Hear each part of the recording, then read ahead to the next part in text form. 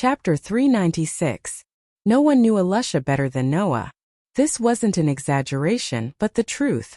Although Noah had left Fairy Tale for quite some time, Alusha was the first friend of the same age that Noah had met in Fairy Tale apart from Gray. They were also childhood sweethearts who had grown up together. And to Alusha, Noah was the first person she had truly opened her heart to after joining Fairy Tale. She had once said that it was Noah who had saved her, so it was obvious how close the two of them were. The Alusha that Noah knew was the kind of person who looked strong on the outside but was equally strong on the inside. Although she had weaknesses, she definitely wouldn't run away from this weakness. She treated her companions better than herself, and treated the people around her more important than herself. She was a truly selfless and heroic Valkyrie. How could Noah not understand such a person who had grown up with him, worked with him, played with him, and even bathed with him? To say that Alusha was a traitor who would betray her companions? Let alone Noah. Even the members of Fairy Tale who didn't often interact with Alusha wouldn't believe it. However, Zio's excited expression didn't look like she was lying. Furthermore, Simon, Willie, and Mariana had lowered their heads in silence. The atmosphere made Noah unable to tell that they were acting at all. With the contradiction between the two, Noah couldn't ignore Zio's words. "What's going on?" Noah's voice more or less turned cold. "Speak clearly. We have nothing to say to you." Zio seemed to have recovered some of her strength. She stood up and held a few poker cards in her hand as she smiled sinisterly. "After we lock you in the dungeon and capture Sister, we will give you plenty of time to reunite. When the time comes, you can ask her properly." "Hi, Simon." Almost at the same moment Zio finished her sentence, Willie shouted, "Aren't you going to put on a magnificent show?" The burly man named Simon suddenly took a step forward, and a considerable amount of magic power gushed out from his body. A magic formation spun and spread out from under his feet, instantly covering the entire ground. Darkness instant dash. It was as if something had suddenly spread to the surroundings, and Noah's field of vision was suddenly lost. The thing that spread out was darkness. Just as the word said, all the light in the entire space disappeared without a trace in a moment, causing the surroundings to become extremely dark. Not to mention seeing far away, one couldn't even see one's own hands. It was truly a case of not being able to see 5 fingers if one stretched out one's hand. Because Noah was strengthened by the protozoan virus, his night vision was better than that of an owl under the enhancement of various species' DNA. However, when the darkness spread, Noah still lost all of his vision and couldn't see anything. The reason was simple. The darkness wasn't night in the true sense, but a region without light created by magic. Noah's current situation was as if he had sunk into a swamp. No matter how good his night vision was, he couldn't see the swamp that was filled with mud. Faced with this situation, Noah was surprisingly calm. "That is to say, if I don't subdue you, you won't say anything, right?" "Huh? Are you sure you're not mistaken?" Zio's voice sounded from all directions and entered Noah's ears. "The one who should be subdued should be you." With that, a sharp sound of something breaking through the air sounded from behind Noah. In the darkness that Noah couldn't see, Willie's body, who was in an exaggerated posture, disintegrated into square blocks that resembled building blocks. Like cannonballs, they went against the strong wind and broke through the air, enveloping Noah like a curtain of rain. Bang! Unfortunately, before the cannonball-like blocks could land on Noah's body, a burst of violent magic turned into a storm. With Noah as the center, it suddenly surged and attacked in all directions. Dong! It was as if they had crashed into a solid wall.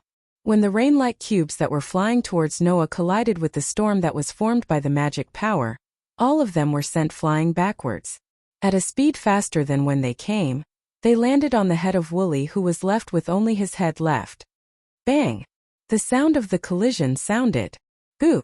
Willie let out a muffled groan. His head was instantly smashed by the various parts of his body that had turned into blocks. Like a smashed wall, his head fell to the ground. Wadash! The surrounding darkness didn't seem to affect Simon's companions. Seeing Willie being defeated in one blow, Simon let out a cry of disbelief. He actually used magic to reflect magic. Can that kind of thing be done? Miliana was at a loss. Damn it! You monster! Even Zio seemed to be in disbelief as she roared at Noah.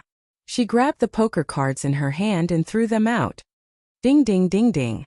Amidst the crisp sounds, all the poker cards that Zio had thrown out turned into rays of light. They flashed through the air and shot out explosively. Pa! This time, Noah did not choose to waste a large amount of mana to reflect the spells that were targeted at him. Instead, he stomped on the ground forcefully, causing the ground to crack. At the same time, his body spun like a top and bounced off in another direction. Ding ding ding ding. The poker cards that had turned into rays of light fell to the ground. The sharp corners of the cards pierced into the ground before dissipating and returning to their original appearance. At this moment, Noah, who had spun like a top, flew past like a ghost and charged in Zio's direction. Wooly! Milyana! Realizing that she couldn't react to Noah's speed at all, Zio shouted anxiously. Cat binding! Milyana, who had reacted, hurriedly raised her hand towards Noah. During the spurt of magic, a flexible tube-like rope spiraled up like a whip like a tornado, rubbing against the air and shooting in Noah's direction. Polygon attack. Wooly, who had poked his head out of the fragments of his body, didn't put on airs anymore. He activated all the magic in his body, causing the cubes to float up again and fly out like bullets, shooting out rapidly. Ha! Simon, who had been maintaining the magic called Dark Moment, was even more straightforward. He charged directly in Zio's direction, or more accurately, in Noah's direction. He raised his fist and swung it at Noah. With a gust of wind, he smashed it fiercely at Noah. Come on! Even Zio seemed to be in a frenzy. She held a poker card between her fingers and charged forward instead of retreating. Suddenly, Noah had Zio charging at him from the front. Behind him was Milyana's whip-like attack. On his left was Simon, who was charging at him like an iron tower. On his right was blocks that resembled cannonballs. There were attacks from the front, back, left, and right. Facing this situation, Noah smiled coldly. He stretched out his finger, and his magic followed the trajectory of his finger and wrote a rune in the air. Tick! That was the magic spell that had defeated all of the Phantom Lord's magic shooters in a single strike. Boom! With Noah as the center, a magnificent shock wave stirred up like an explosion. It spread in all directions, stirring up smoke and dust. Pa pa pa pa. At this moment, regardless of whether it was the poker cards, ropes, cubes, or fists, they were all blown away by the violent shock wave. Zio, Simon, Wooly, and Milyana only had time to cry out in alarm before they were all drowned by the shock wave. Boom! A corner of the Paradise Tower that stood on the sea once again exploded, causing the thick smoke that had begun to dissipate to rise and fill the sky once again. The soldiers in the Paradise Tower were finally alarmed. They rushed over amidst the commotion. The commotion was still ongoing. Chapter 397. Gravel continued to roll back and forth from the surrounding walls and the ground, causing a series of crisp sounds to ring out. Thick smoke and dust covered the surroundings and spread towards a hole that led to the outside that had appeared at some point in time. It was exposed to the sunlight outside and rose along the Paradise Tower, blowing towards the sky. Noah, who was standing in the tunnel that was in a sorry state as if it had been attacked by an explosion, patted the clothes that stuck to his body and flicked the dust away. Then he looked around. Ugh! Zio, Simon, Wooly, and Milyana were lying on the ground in front, behind, left, and right of Noah. Their bodies were dirty, and they were moaning in pain as they struggled to move their bodies. From the outside, the four of them didn't seem to have suffered any obvious external injuries. It was mainly because their bodies had suffered an impact. Now their bodies were in a state similar to numbness and pain, making it difficult for them to stand up. Seeing this, Noah frowned. Did I hit them too hard? How can I ask questions like this? Just as he said this, there was a commotion on the other side of the tunnel. Over there. The explosion just now came from there. Quick! Let's go and take a look. Let's go and take a look. Along with this voice, a series of messy footsteps came without any rhythm, causing Noah's frown to deepen. Looking at Zio, Simon, Wooly, and Milyana lying on the ground and still struggling to move their bodies, Noah pondered for a while and sighed. Forget it, let's wait until we get to the bottom of this before taking action. With that said, Noah was just about to walk towards Zio, Simon, Wooly, and Milyana when his footsteps suddenly stopped. He frowned again, raised his head and looked up.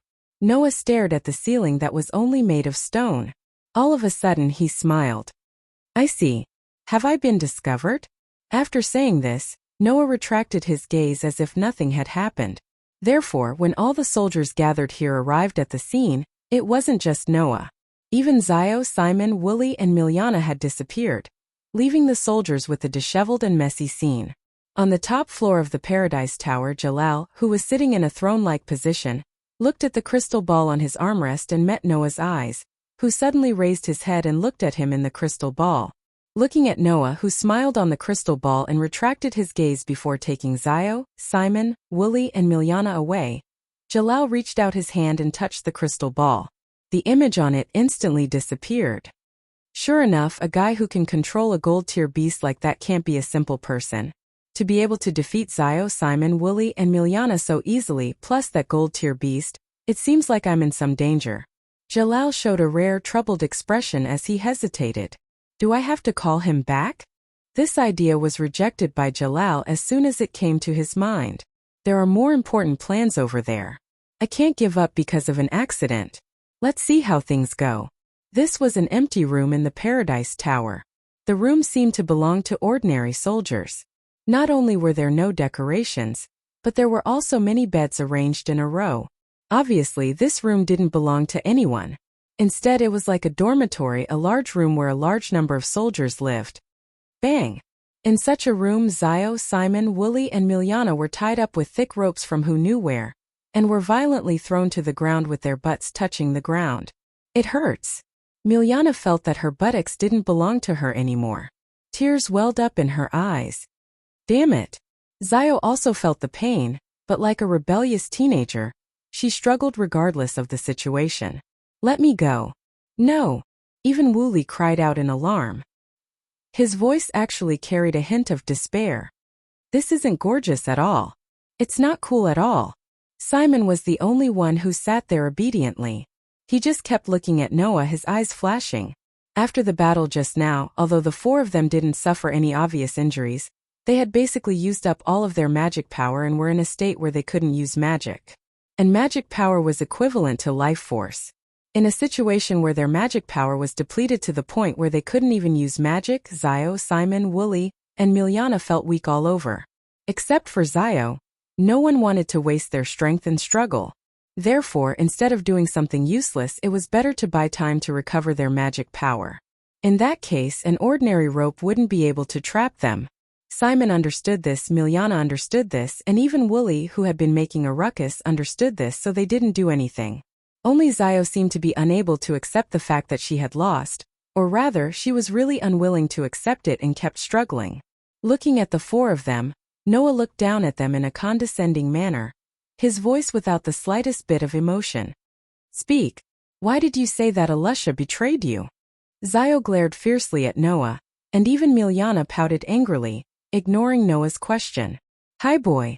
Don't you know that negotiations are usually about mutual compromise? Wooly responded to Noah, but he was like the male lead of a movie who was deliberately acting cool, revealing a smile that he thought was very handsome. Let us go first, then we can consider answering you. How about it? Is that so? Noah smiled, and his smile made the four captives feel a chill in their hearts. In other words, if I don't torture you, you won't answer my questions obediently, right? Torture. Zio, Wooly, and Miliana were shocked, and their faces were filled with fear. As slaves in the Tower of Paradise, which was still under the rule of the magic order that believed in black magic, Miliana and the others must have been tortured a lot back then. Now, after 8 years, they encountered such a situation again.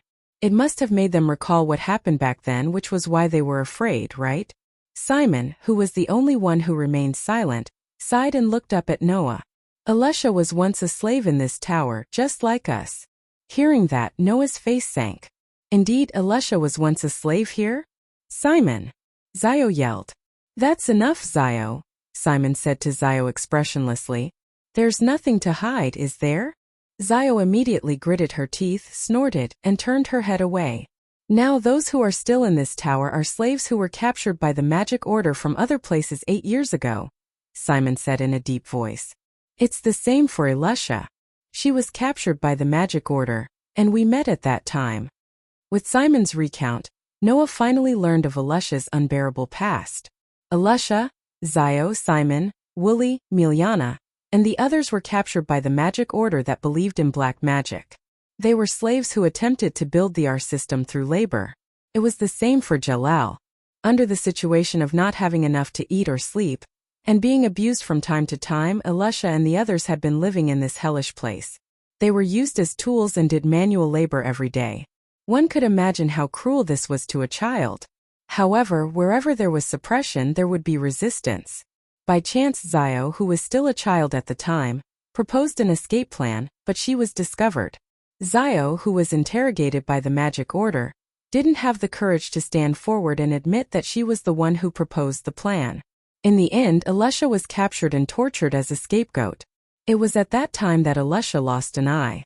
And with that as an opportunity, the slaves in the Tower of Paradise rebelled and began to riot. Originally, the riot would have been a success because Alusha had awakened magic during this process and defeated all the magic soldiers. But at that moment an accident happened. Zio, Simon, Wooly, Miliana, and the others, who were waiting to escape on the ship, were informed of something by Jalal, who suddenly appeared in front of them. Alusha was immersed in the power of magic and betrayed them. Chapter 398. Alusha was immersed in the power of magic. She betrayed us? Noah raised his eyebrows and looked at Simon. Is this what Jalal said? Yes. Simon nodded and lowered his head, as if he didn't want Noah to see his expression. Jalal said that Alusha was unable to learn the correct form of magic due to her awakening of magic during her resistance.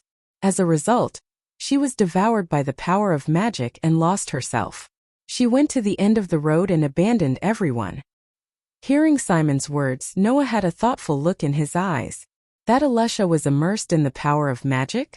Fortunately, only Noah heard this sentence. Otherwise, he would definitely be laughed at by everyone who knew Alusha as the famous fairy queen of the Fiori kingdom. If Alusha was really immersed in the power of magic and lost herself, then it would be impossible to win back this title.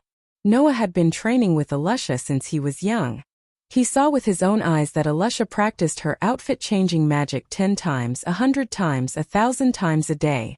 Moreover, every time she felt that it was not enough, she would have a determined expression and continue to work hard.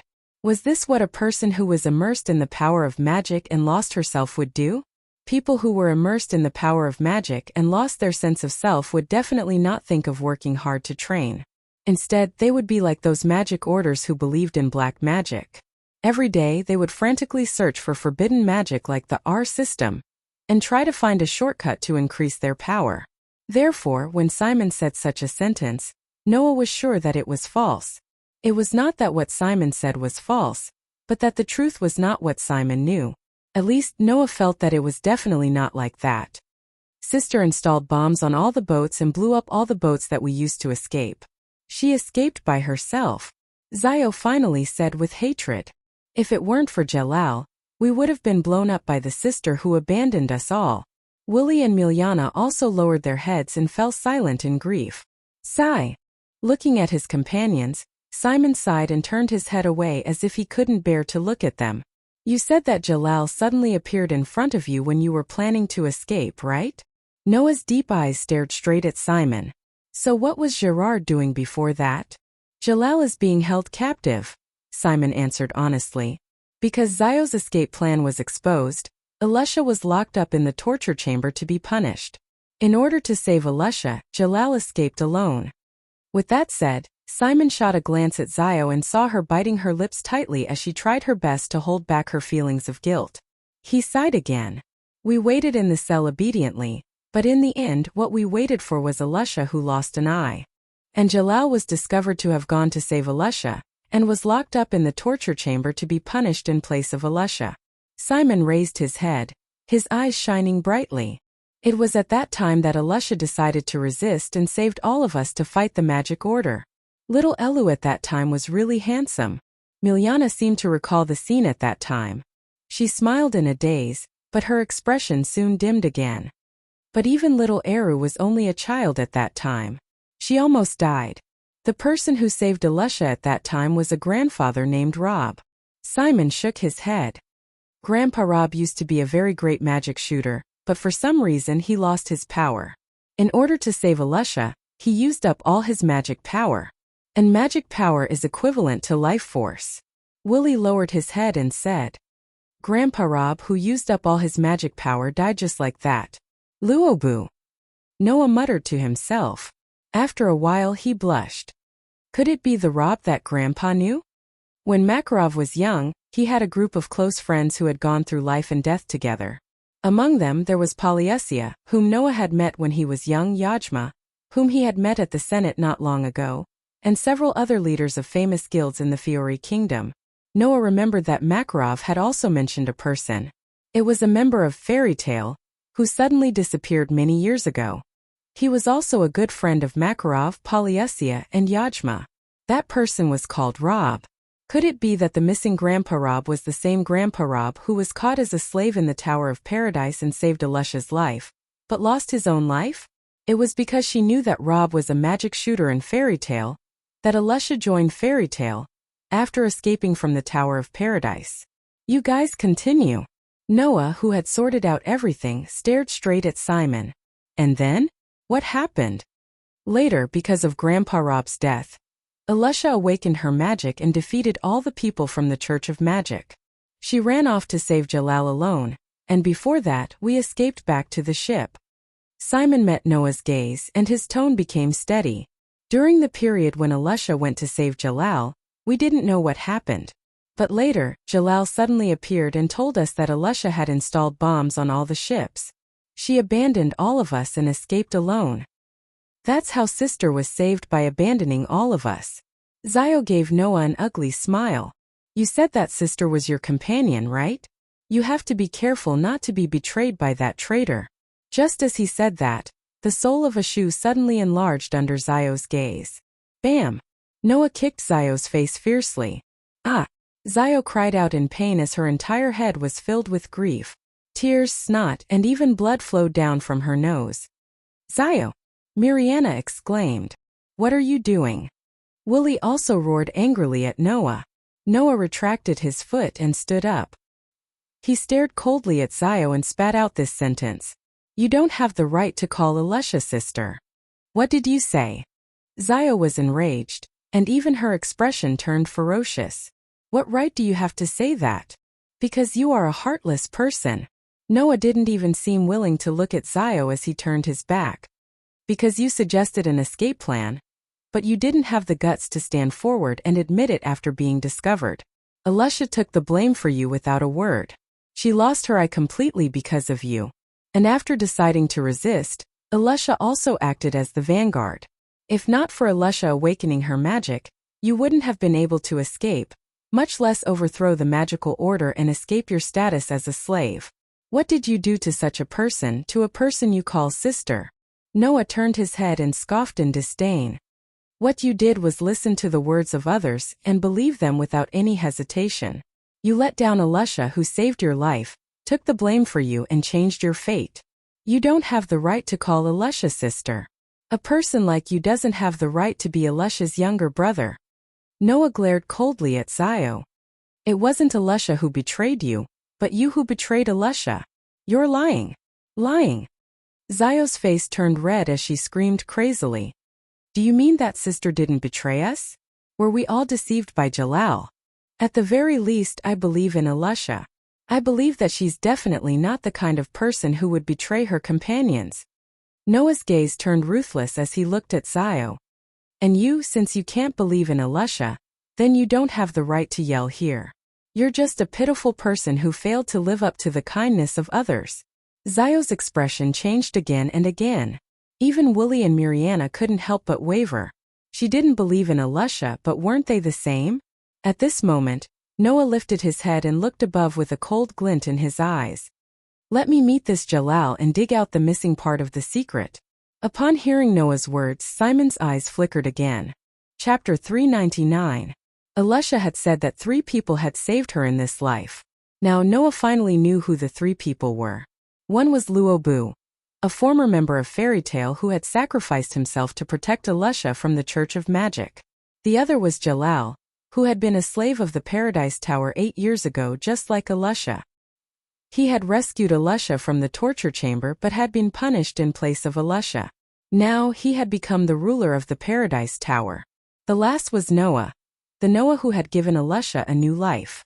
To Alusha, Luobu and Noah were people who had given her a rebirth in a certain sense. And since Jalal could become a scapegoat in order to save Alusha, it was obvious that he was also one of Alusha's companions. At least he used to be. However, in the middle, something must have happened when Alusha went to save Jalal after the end of the resistance, which ultimately led to an unexpected ending. In any case, Noah would never believe that Alusha was the kind of person who would betray her companions. Therefore, no matter how he thought about it, the problem lay with Jalal. As long as he found Jalal, then all the problems would be solved. Noah might also be able to find a way to let Alusha get rid of her unbearable past. Last question. Noah turned around and asked Simon, "Where is Jalal?" Upon hearing Noah's words, be it Zio, Simon, Wooly, or Mariana, they were all shocked. "Boy, don't tell me you're thinking of looking for Jalal?" Wooly shouted exaggeratedly. "I advise you to give up. That way, you can still maintain your beauty, boy. Jalal is different from us. We can only master our magic with Jalal's help," Mariana said softly. "The strongest in the Paradise Tower is Jalal, and he is very, very strong. You are definitely not his match. Although you may not be convinced by this, have you really thought it through?" Simon looked straight at Noah and said in a solemn tone, "Jalal is indeed very strong, which is why he was able to become the ruler of the Paradise Tower. You have to think carefully. If you lose, not only will you not get anything, but you will also have to pay a heavy price. If you have a death wish, feel free to do so," Zio said in a nasty tone. "In any case, you will soon taste true despair." "Oh." Noah raised his eyebrows and looked at these people with a faint smile. "Are you worried about me? Aren't you with Jalal?" Hearing Noah's words, Milyana's group suddenly woke up. They exchanged glances with each other and became silent. Seeing this, Noah nodded in his heart. These people were not bad in nature, but they were a little too naive and easy to be used by others. Previously, they had always listened to Jalal, so everything they did was very orderly. Now, because of Noah's words, the four of them had begun to doubt Jalal's words. Their stance suddenly became unclear, so they subconsciously advised Noah, "You don't have to worry about my matters." Noah squatted down and directly untied the ropes on Zio, Simon, Wooly, and Mariana. "Meow." Mariana took the lead and made a puzzled sound. "What are you doing?" Zio was also stunned. "You are not going to let us go, are you? Seeing that you are Alusha's companions who went through thick and thin with her when she was young, and that you might be used, I won't make things difficult for you." Noah threw away the rope in his hand and pointed a finger at the space in front of him. "But don't think that I will let you go so easily." After saying that, Noah's finger suddenly slid, and magic power flowed along his finger to write faintly discernible runes in the void. Then he flicked the runes slightly. Before Zio, Simon, Wooly, and Mariana could even react, Noah had written 4 runes. With a flick of his finger, the runes suddenly flew out and imprinted on the chests of the 4 people, then disappeared. Only then did Mariana and the other 3 react. They hurriedly touched their chests but didn't feel anything. "What is this?" "This is just a precaution." Noah curled his lips and smiled. "If you obediently find a place to hide, or directly leave this place, then nothing will happen to you. But if you still want to continue to make things difficult for me, or even have designs on Alusha, then your bodies will be burned to a crisp in an instant." Hearing this, Mariana and the other 3 shuddered and touched their chests even more desperately, as if doing so could expel the runes hidden in their bodies. Noah didn't pay much attention to this and let them do as they pleased. "Although I don't know where it is, since it is the ruler, it shouldn't be below but above, right?" Noah looked up and the corners of his mouth slowly curled up. "I hope we can have a pleasant meeting, Jalal." After saying that, Noah turned around and walked outside. Simon, who had remained silent from the beginning to the end, inadvertently saw the fairy tale guild emblem on the back of Noah's hand and fell into deep thought. After Noah left the room, the 4 present all stood up. "This script is a bit wrong," Wooly said as if he wanted to cry but had no tears. "Why does it feel like he is the protagonist? Why is he the only one who can turn around and leave so elegantly? This isn't right. That kind of thing is fine no matter what." Zio sighed and touched her chest. What we should think about now is what we should do. What that person said should be true, right? Mariana said timidly. If we continue to oppose him, his magic will burn us to death. That should be the truth. Simon nodded. So, from now on, we can no longer participate in the matter between him and Jalal. Zio, Wooly, and Mariana were suddenly at a loss. Then what should we do? Just as Noah expected, the four of them who did not know who to believe at first were completely at a loss after losing a clear goal. Only Simon recalled Noah's words and took a deep breath. Let me make it clear first. I am the same as that person. From the beginning to the end, I believe that Alusha did not betray us. This sentence made Zio, Wooly, and Mariana lower their heads, not knowing what to say. However, Simon's next words shocked everyone. I want to find Alusha. Find Alusha? Everyone was shocked, and Mariana hurriedly said. But that person said we can't have any ideas about little Elu. I'm not going to capture Alusha. I'm going to ask Alusha for help. Simon said calmly. I feel that that person is not simple. He should be able to deal with Jalal, but the most frightening thing about Jalal isn't his strength, but his cunning that has deceived us for 8 whole years. I'm worried that he will suffer. So we have to find Alusha. But, Zio gritted her teeth. Where should we find her? Hearing this, Simon recalled the guild emblem on the back of Noah's hand and said word by word. Fairy tale. Paradise Tower, top floor. This place was different from the rest of the Paradise Tower. At the very least, this place was not just made of unchanging stones. After entering the vast room on the top floor of the Paradise Tower, the first thing Noah saw was a huge crystal in the middle of the room that looked like an ice spike. Noah couldn't tell if this crystal was a magic crystal, because it didn't contain any mana. Meanwhile, on the walls around the room were murals of vicious demons and humans with painful expressions. The murals made Shurfang's hair stand on end. Although you are an uninvited guest, allow me to greet you for the time being. The one who said this was the blue-haired ruler sitting on the throne, looking at Noah, who was slowly walking over with an evil look in his eyes. Welcome to my Paradise Tower, Noah Dole. Looking at Jalal, who exuded a sinister aura, Noah's eyes glowed with a frightening light. Chapter 400. Separated by a huge crystal in the middle of a vast space, Noah, who was standing at the entrance, and Jalal, who was sitting on the throne, looked at each other in the air. Although there were no obvious sparks bursting out, the atmosphere around them had completely sunk and become extremely oppressive. Noah cast his gaze at Jalal, who was sitting opposite him, and slowly walked forward while speaking indifferently. You know me. This was the first real meeting between Noah and Jalal. However, Jalal was able to call out his full name, which meant that he had some information about Noah. Jalal smiled nonchalantly and stood up from his seat. He mimicked Noah and walked forward while speaking in a playful tone. Don't you know me too? Then you should know why I'm here, right? Noah's expression remained unchanged. I don't know, sir. Do you intend to answer my question? Which purpose are you referring to? Jalal stared at Noah, who was walking towards him. Information about the Paradise Tower? Or the truth of the past? However, to Jalal's surprise, Noah actually sneered. You must be mistaken somewhere, right? Noah lifted his chin slightly and cast a cold gaze on Jalal. Information about the Paradise Tower? The truth of the past? That's not the most important thing.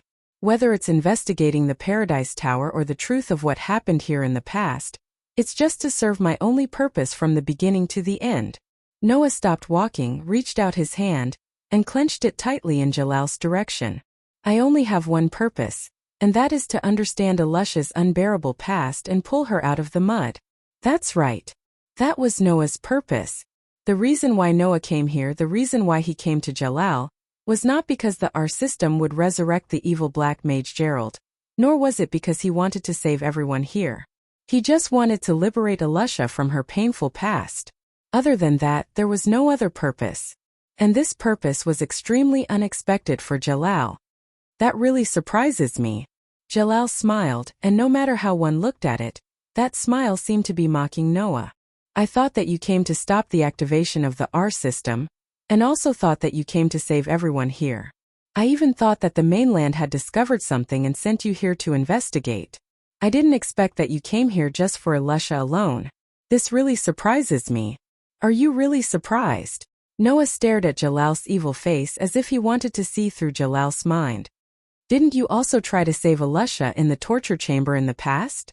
You knew that you would die if you were discovered, but you still risked everything to save Elisha, didn't you? Are you talking about that time? Jalal's smile became even wider. That's because I hadn't awakened at that time. Awakened? Noah's heart skipped a beat. What do you mean by that? At that time, I didn't realize what a great person Gerald was.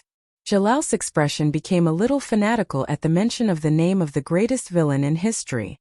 It wasn't until I was imprisoned in the torture chamber in place of Elisha that I realized how great Gerald was. I realized that in order to obtain true freedom and the right to live in a real paradise, I had to resurrect Gerald. That's why I awakened and started to control everything. It's a pity that Ilusa doesn't understand at all. She doesn't know how great of a person Gerald is. She even tried to persuade me to run away with my hard-earned labor force. Jalal shook his head regretfully. Although it's a pity since Elisha couldn't understand, then I don't need her. It just so happens that I need a reason to keep everyone here, so I'll let Elisha contribute her strength to the great Gerald. Upon hearing that, Noah raised his head abruptly. His gaze was like an arrow, shooting straight at Jalal as if he wanted to pierce through him. In other words, the so-called betrayal of Elisha was all orchestrated by you? It couldn't be helped. Everything was for Gerald. Jalal unhurriedly revealed a sinister smile. Now that the Paradise Tower is finally completed, I don't need these anymore. If you want to know the truth, I'll tell you. If you want to save Elisha's companions, I'll let you save them. All I want is Gerald's resurrection. The smile on Jalal's face disappeared as he spoke, and his expression became a little terrifying and evil. Don't get in my way, Noah Doria. The entire place fell silent. Noah looked at Jalal without any change in his expression. After a while, he opened his mouth to speak. It seems like you're the one who was devoured by the power of magic. Now the truth about Elisha's unbearable past was completely revealed. Although they didn't know what happened, Jalal, who replaced Elisha in the torture chamber, awakened his magic for some reason and was devoured by the power of magic. He didn't know if it was his magic or someone else's, and became a complete villain. Judging from Jalal's fanaticism and cruelty for Gerald, he was simply like a fanatic who had lost his sense of self and had no trace of rationality at all.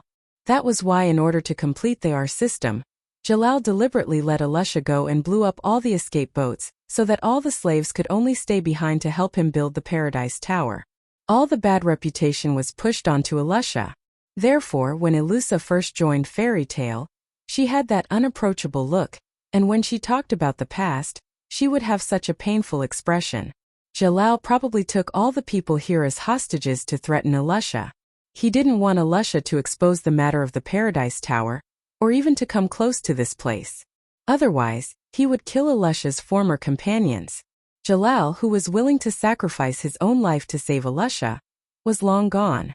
Now there was only an evil person who had completely lost his sense of self and was devoured by the power of magic. Thud! Noah took a step forward. His gaze on Jalal was so cold that it pierced Jalal's bones. Is it because of you that Elisha is in so much pain? What do you want to do? Noah Doria. Jalal laughed out loud. Do you want to defeat me? Do you want to stop me? Do you want to avenge Elisha?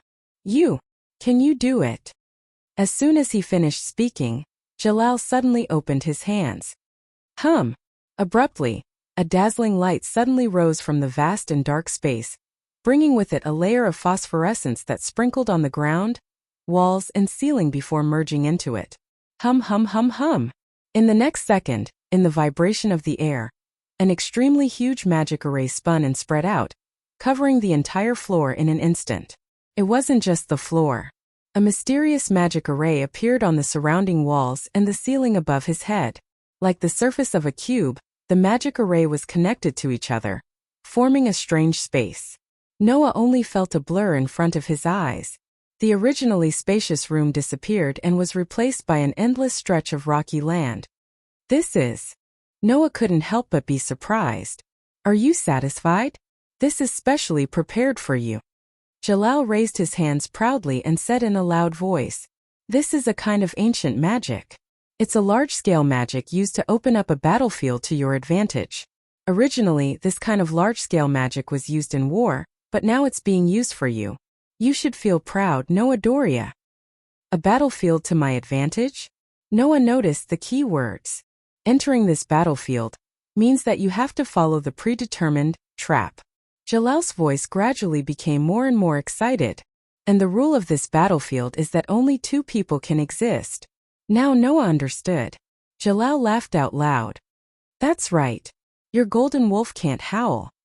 Chapter 401. Golden Wolf? Jalal knows about the existence of Golden Wolf Bio? This guy had clearly been staying in the Paradise Tower all this time, building the R system. Under such circumstances, he was still paying attention to the outside world, including his own information. Noah frowned slightly and tried to sense the situation in his mind. Noah was still able to communicate with the Golden Wolf Bio through his mind.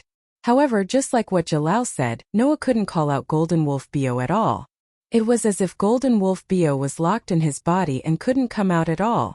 This was a battlefield that could only exist in 2 people. What else can you do without that golden wolf? Jalal smiled coldly. My Paradise Tower is still missing a body and magic power equivalent to one of the 10 great saint magicians as a sacrifice. Your golden wolf is just right. I'll let you offer your strength to the great Jerf. After saying that, Jalal's eyes, which were full of tattoos, opened and closed, and the eyeballs inside disappeared completely, replaced by a hideous and terrifying pattern. It was as if a demon had attached itself to Jalal's body and turned one of his eyes into a demon's eye. In the next moment, Jalal moved. Wong! A powerful magic power that looked like a dark, filthy gas suddenly rose from Jalal's body. Let me see what you've got. Grandson of Makarov. Jalal raised his hand, and magic power that looked like black water suddenly rose from his palm and turned into a tentacle-like shadow. The tentacle-like shadow trembled slightly, and like a man-eating vine that was crawling toward its prey, the tentacle-like shadow rushed toward Noah with a sharp sound of breaking through the air. Noah glanced at the shadow that rushed toward him. His eyes narrowed little by little, and a hint of mockery flashed through his eyes. He didn't move at all. A moment later, 2 tentacle-like black shadows suddenly arrived with 2 gusts of wind.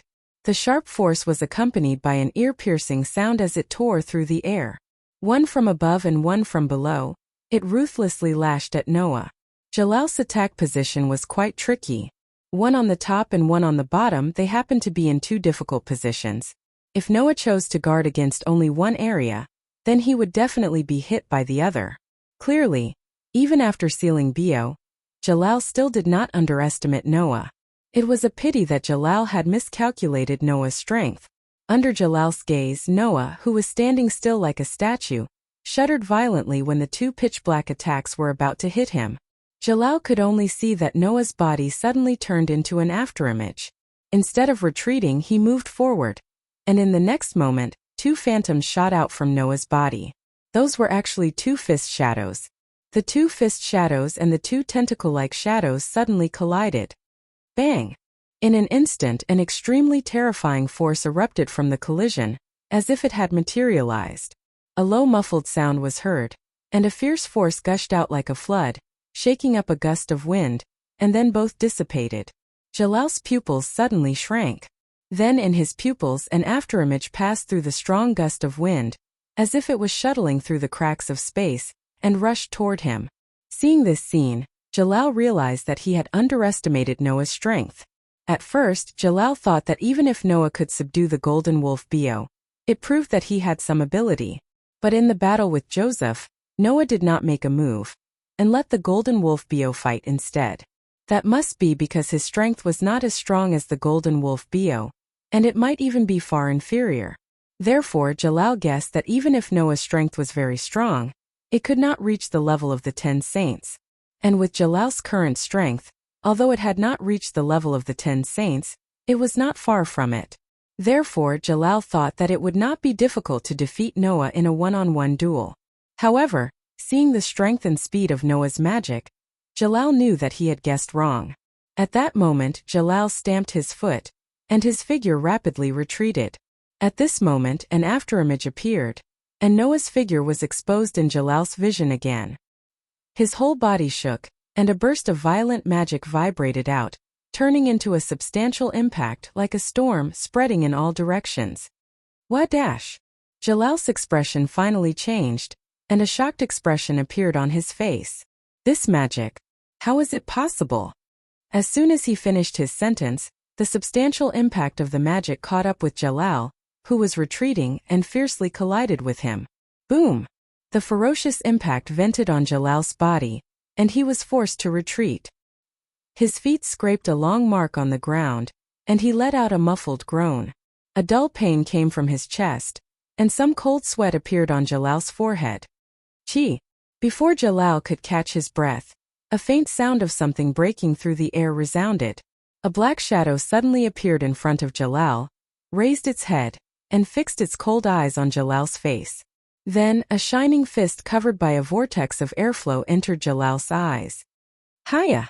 A sense of crisis rose in Jalal's heart, and his face became slightly crazed. He roared and suddenly stretched out his hand, which was shrouded in black light. It was like a black beast's claw, and with a wave of magic it struck out fiercely. Suddenly, the fist carrying the bright vortex of airflow and the black beast's claw collided with each other like cannonballs. Bang! The shockingly loud sound was accompanied by a burst of violent wind that suddenly attacked in all directions. Kacha kacha kacha! The ground made of magic cracked under the attack of the violent impact wind, and the ground at the center of the impact directly exploded, sending countless gravel flying in all directions like bullets. It's not over yet. Jalal's eyes were about to pop out of their sockets, and his hands formed a palm shape. An extremely evil magic fluctuated in the center of his palms, and as Jalal struck out his palms, it turned into two spiraling black lights that shot toward Noah like sharp spears.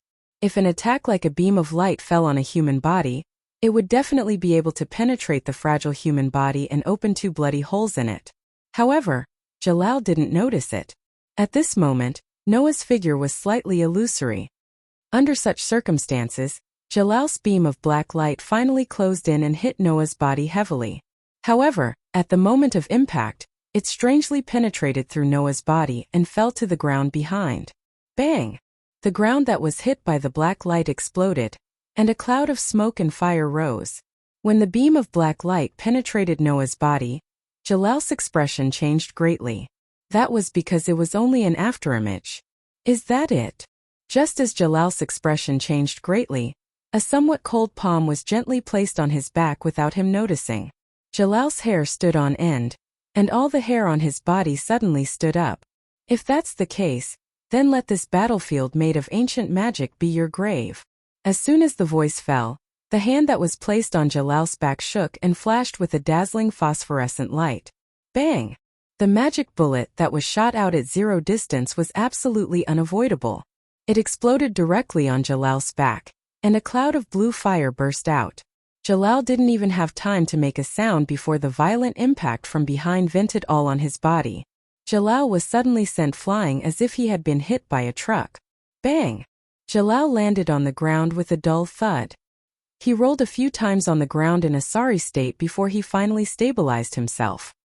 His body went limp and fell to the ground. From the moment Jalal launched his attack on Noah to the moment he fell to the ground, the whole process took less than 10 seconds. In just 10 seconds Jalal was defeated. Chapter 402. Whoosh! In the battlefield created by ancient magic, a storm was blowing violently around Noah, bringing along waves of dust and wind. He stood on the rocky ground like the eye of a typhoon. Gulp! Jalal, who had collapsed on the ground, clutched his chest. However, the pain came from his back, which made his face turn pale. He struggled to lift his body and cast his gaze at Noah, who had turned into the eye of the typhoon, with a complicated expression in his eyes. He was shocked by Noah's strength that was beyond his expectations. He was also in disbelief that he was defeated by Noah in just 10 seconds. However, there was also an indescribable ecstasy in Jalal's eyes.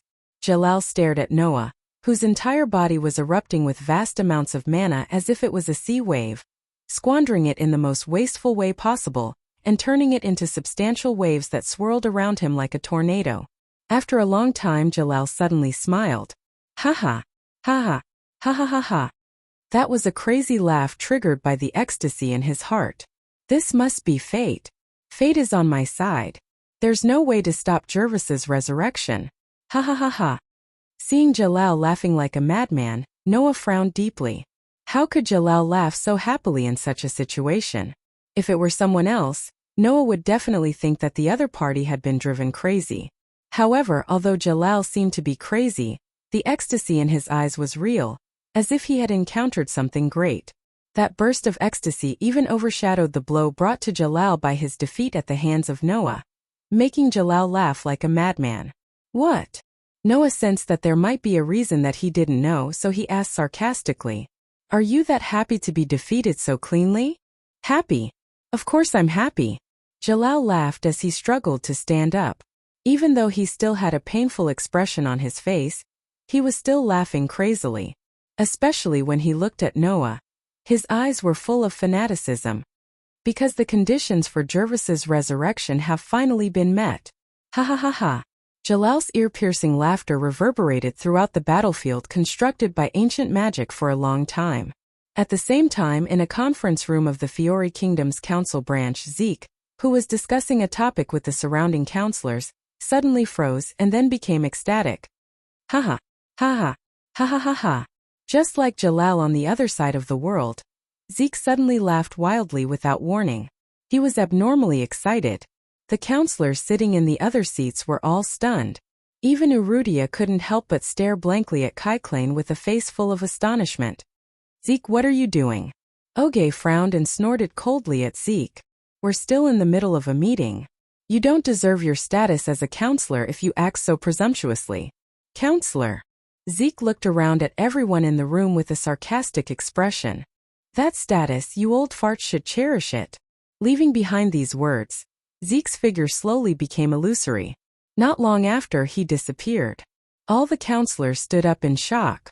"What's wrong?" Ajma exclaimed. "What's going on?" Just as he finished speaking, the ground suddenly shook. Pa pa pa pa. While the counselors were caught off guard, the surrounding walls, ceilings, floors, and even tables and chairs all fell into a weathered state, shattering bit by bit amidst a series of crisp sounds. Wah! Some of the cowardly counselors screamed and sat on the ground due to their weak legs. In the middle of these counselors, an enchanting figure stood there unaffected. It was none other than Urulia. Although I don't know what happened, there seems to be some unexpected situation on the other side, making the plan go more smoothly. Urusha stretched out her hand and held a slowly rotating magic array, as if she was holding a treasure. "In that case, I can't let you get in the way." Hearing this, some of the more sharp-minded counselors, including Ajma, immediately understood. Both Zeke and Urusha were villains who had infiltrated the council for a certain purpose. At the same time, Noah, who was still on the battlefield constructed by ancient magic in the Paradise Tower, looked at Jalal, who was still laughing maniacally. Suddenly, he raised his head as if he sensed something and looked in front of him, which was right next to Jalal. There, Chicharito, who had disappeared from the council, slowly appeared beside Jalal like a phantom. His wild laughter was almost identical to that of Jalal's. Noah's gaze suddenly froze. "It's you. I didn't think we'd meet again so soon." It was completely different from the last time they met. This time, Kieran's body was filled with the strange yet familiar evil aura that Noah felt at the same time. It was unfamiliar because Zeke didn't have such an evil aura in the past.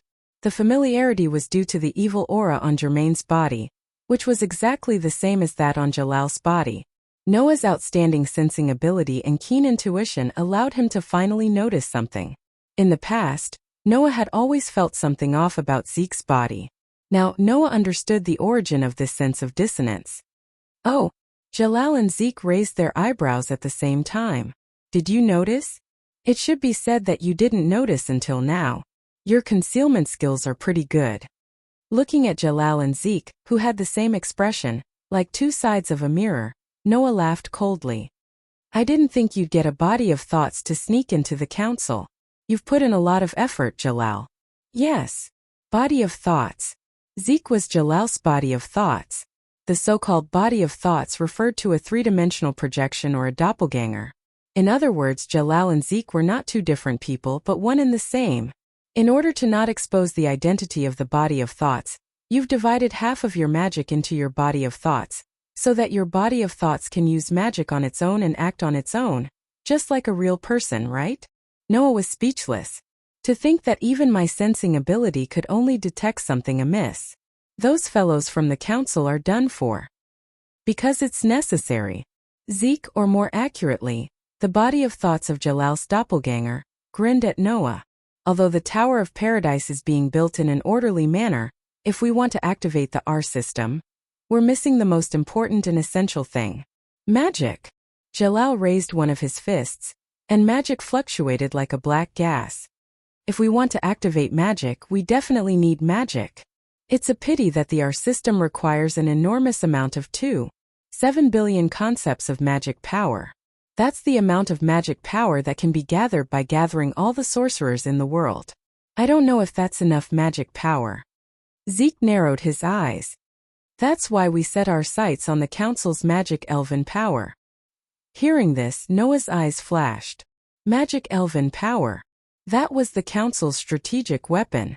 It was a combination of sorcerers with various attributes, and was equipped with various magic instruments. It could be fired from a distance using a satellite magic array, and was similar to a satellite ray, a super space-time destruction spell. It was said that once the magic elven power was activated, its power was enough to destroy a country. One could imagine how terrifying this super space-time destruction spell was. However, it was precisely because it was so powerful that the mana contained within it was definitely extraordinary. It was not strange that Jalal would set his sights on this. But now there's no need. Jalal's tone changed, and he looked at Noah with fanaticism. Because I already have a better source of magic. Chapter 403. Seeing Jalal and Zeke staring at him with eyes full of ecstasy and fanaticism, and the meaning behind their words, Noah's face gradually turned cold. So that's how it is. So you've turned your attention to me? Noah finally understood why Jalal was so ecstatic. It was because the 7 billion concepts of mana that would take a lot of effort to gather, and it was said that even the magic shooters in the world could not gather it, was now right in front of Jalal. That's right. Noah was being targeted. Because of the unrestrained squandering of magic power, Jalal discovered the vast, ocean-like magic power in Noah's body, and made the judgment that Noah himself could meet the demand of the 7 billion concepts of magic power. Perhaps, in terms of power, Noah had no way to achieve the super-destructive power that could destroy a country like the magic elven power. However, in terms of the amount of mana in Noah's body alone, even if it couldn't be said to be endless, it could be said to be boundless. It was definitely comparable to the strategic weapons of the council. It was because of this that Jalal was so ecstatic. In other words, Jalal wanted to use Noah as a source of mana for the R system, and use Noah as a sacrifice. To appear here when the Paradise Tower is about to be completed, I have to say this is simply fate, Jalal and Kieran said in unison, full of confidence. You'll be the sacrifice for Gerald's resurrection and submit here. As soon as he finished speaking, Jalal's body became illusory. Like mist, he floated back into Jalal's body and became one with him. Wong! Along with the sound of the space vibrating, an oppressive magic power spread out from Jalal's body, filling every corner of his body. Even his aura rose fiercely, becoming incomparably powerful. If Jalal's strength wasn't at the level of one of the 10 great Saint Magi before, then now, his strength was definitely at the level of one of the 10 great Saint Magi. That was only natural. Kieran, who had half of Jalal's mana, originally had the title of one of the 10 great Saint Magi. Although Kieran's strength hadn't reached the level of a 10 saint, he wasn't far from it. In addition, his status as a counselor and the other requirement to become a 10 Saint Magus was to have a good character. This requirement allowed Kieran, who had concealed his true identity, to be recognized. It wouldn't be difficult for Kieran to become a 10 Saint. Now, half of his mana returned to Jalal, who wasn't far from becoming one of the 10 great saints. It wasn't strange at all that Jalal's strength had reached the level of one of the 10 great saints. Now Jalal was probably on par with people like Makarov, Joseph, Kildas and Laxus. He might even surpass them. Let's start the second round. Jalal clenched his fist and sneered. His whole body was covered in blazing magic power. His voice carried a sense of oppression. "I'll let you see my real magic." Saying this, Jalal crouched down like a cheetah and put his hands on the ground. His eyes were fixed on Noah. A golden magic array spun out from the ground under Jalal, and a dazzling golden light covered Jalal's body. "Meteor." His voice seemed to have turned into an echo as it reverberated in the surroundings. "Chi." Along with a faint sound of breaking through the air, Jalal, whose body was filled with golden light, turned into a meteor in the truest sense of the word. Then he suddenly shot out violently. His speed was even faster than that of the golden wolf Bio. Noah, who was calm and unruffled, had just turned serious when Jalal suddenly appeared in front of Noah. His whole body was covered in golden light, and his eyes flashed with evil light like a meteor. He suddenly clenched his fist, condensed his mana, and smashed it toward Noah's chest without any fancy moves. This punch wasn't tricky or ruthless. The only thing they had was the terrifying attack speed brought about by their terrifying speed. Under the influence of such a terrifying attack speed, the air around Jalal's fist was slightly disordered. It was as if an invisible vortex had formed around Jalal's fist. With an ear-piercing sound, he swung it forward. However, from beginning to end, except for Noah's obvious emotional fluctuation when he knew that Jalal had schemed against Alusha, Noah had always been calm and composed. With a calmness that was absolutely unbelievable to others, Noah judged that Jalal's strength had greatly exceeded his previous strength after Zeke's return and the use of the magic called Meteor. After he had the strength of 10 saints, the mana in his body roared and flowed like a flood. Another vibration sound was heard, and a burst of rich white light quickly gushed out of Noah's body. Like a shock wave, it collided with Jalal's heavy fist. Bang! At the moment of collision, a loud explosion suddenly sounded. It was the sound of the bright brilliance of the magic called Meteor on Jalal's body exploding. Pa! Without the help of the super-fast speed of Meteor, Jalal's straight punch was like a paper tiger to Noah. He just raised his hand and firmly caught it with a crisp sound.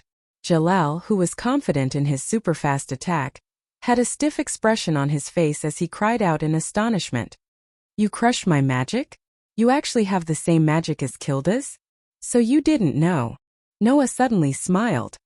"Then I'm really sorry." While speaking, Noah's hand that was holding Jalal's fist suddenly burst with a ball of rich white light. Knowing the true nature of Noah's magic, Jalal knew that if he did nothing, then in the next moment, it would not be his magic that would be crushed but his arm. This made Jalal couldn't help but shiver. His somewhat arrogant attitude due to the return of all his strength disappeared without a trace. He didn't dare to be arrogant anymore. "Meteor." Calling out the name of his magic in a more urgent voice than before, Jalal's body was once again covered by the bright brilliance. His figure once again turned into a meteor, fiercely breaking free from Noah, and in a breath retreated rapidly. Whoosh! Under the sharp sound of breaking the air, Jalal, who had turned into a meteor, seemed to want to surround Noah. With Noah as the center, he drew a big circle, blocking all of Noah's escape routes with his own strength, and his speed was getting faster and faster. This Jalal is really something. Even if his strength is not as good as Bio's, his speed is already above Bio's. While a touch of surprise flashed in his heart, Noah felt a chill on his back. He immediately clenched his fist and fiercely smashed it behind him without hesitation. Bang! His fist swung through the air, and a figure just happened to flash out from behind Noah. His fist was faintly suffused with some black gas under the magic power, and when Noah's fist was about to hit him, he also swung his fist, and in a muffled sound, the two heavily collided. Chi! However, Jalal's fist only touched the ground for a moment, and the moment it collided with Noah's fist, he suddenly withdrew his fist. Golden light burst out from his body, and his meteor-like figure spun freely in the air, turning into a ray of light, leaving behind a long tail of light in a semicircle, and following a semicircle arc, he swept past Noah's body. At this moment, Noah finally let out a gasp of astonishment. Too fast. This time, before he could finish his words, the meteor-like figure came to Noah's back in the blink of an eye. He clenched his fist and fiercely smashed it toward Noah. With the help of the sensing ability, Noah noticed this blow in time. When Jalal's fist was only half a meter away from his back, he suddenly turned around and raised his hand to block. Bang!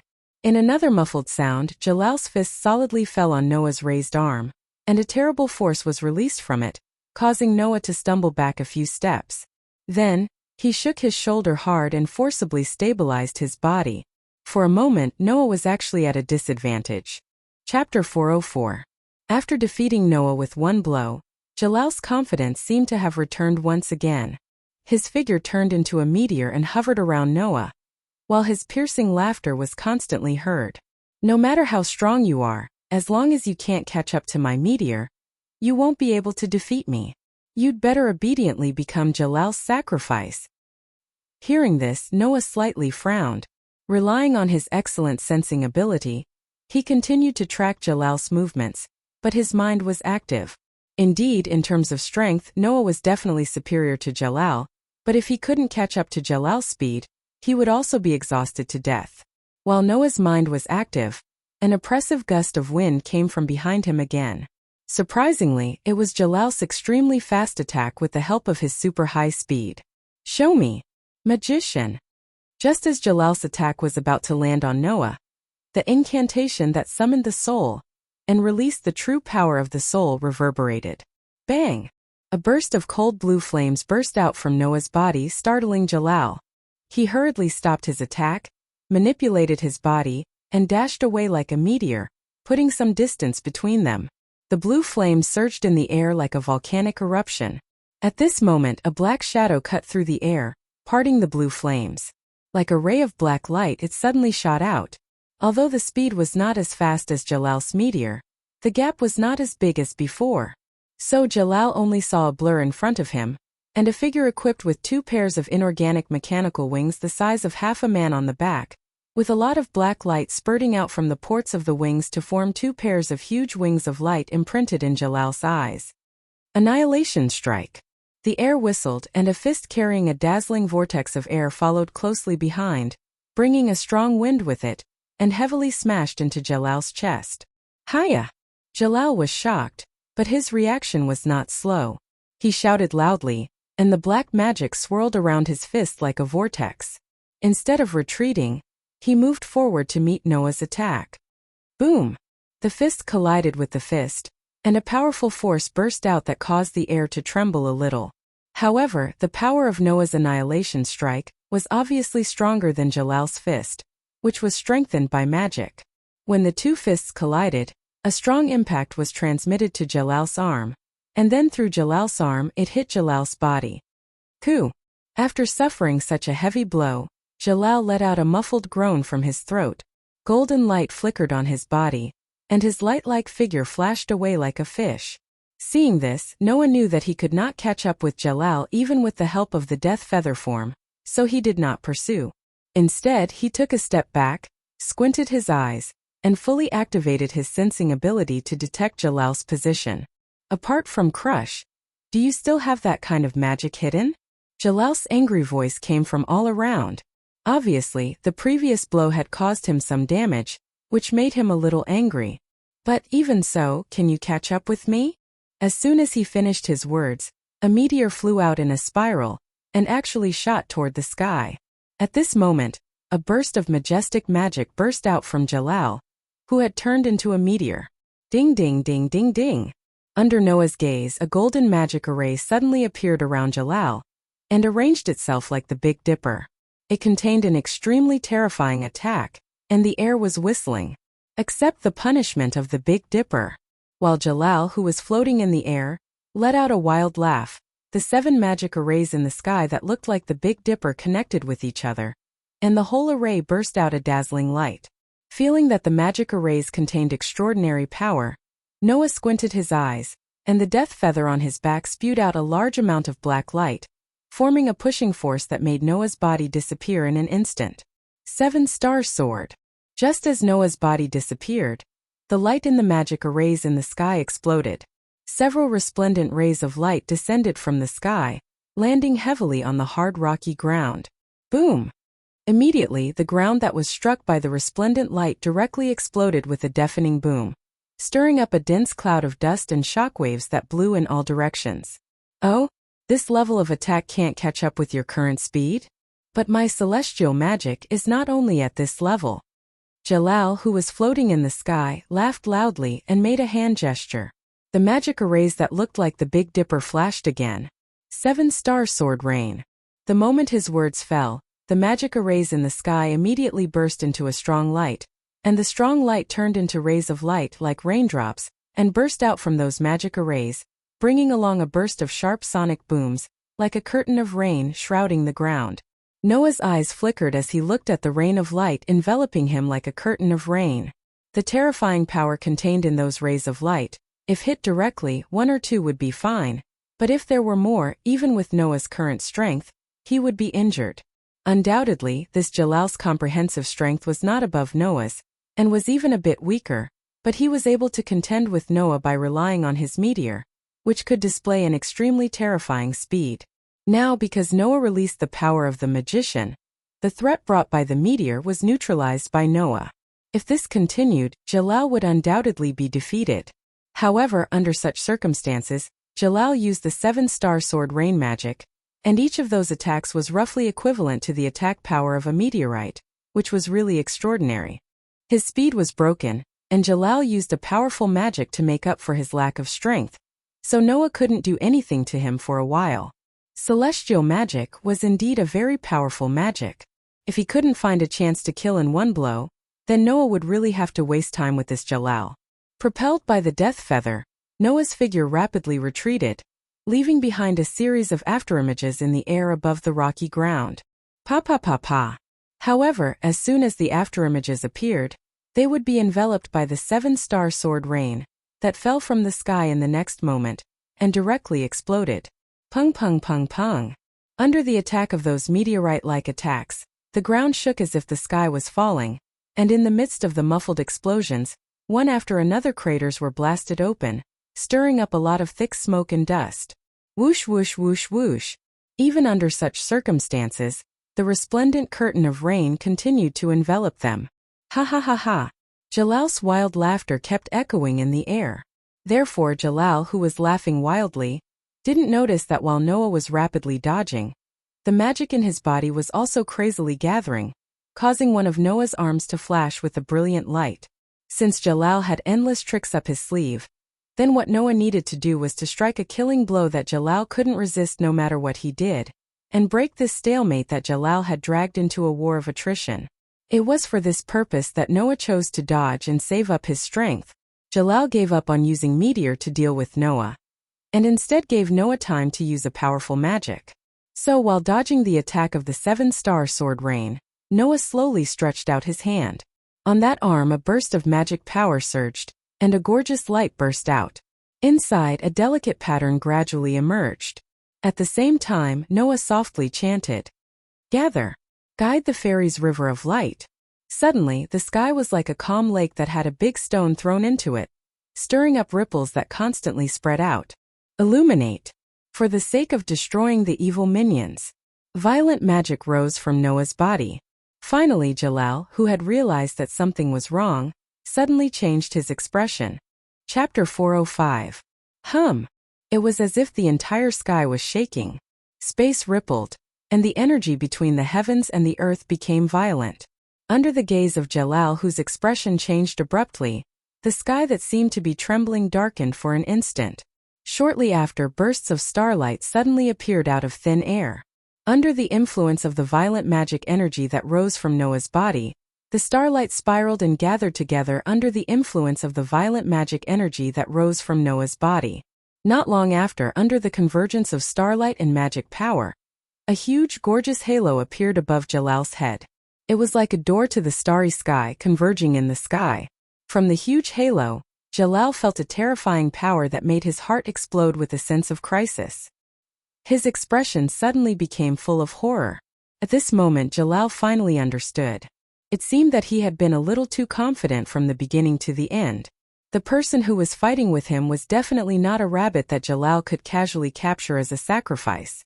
He was a lion that could bite back at him at any time. Before Noah came to the Paradise Tower, Jalal had always thought that Noah was relying on the golden wolf Bio, who was an external force, based on the information he got from Zeke. Even if Noah showed extraordinary strength after coming here, Jalal didn't think that he would lose to Noah. After all, even Noah had to admit that the powerful celestial magic made Jalal almost have no weaknesses.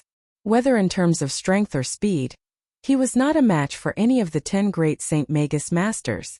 But now when this horrifying gorgeous halo appeared, Jalal had to admit it no matter how much he didn't dare to believe it. If he wasn't careful, he might be defeated by this person. I'll admit it. You do have great power. Lowering his head, Jalal glared at Noah, who had his arms raised high, his entire body bursting with radiance like a river that soared into the sky, and yelled loudly.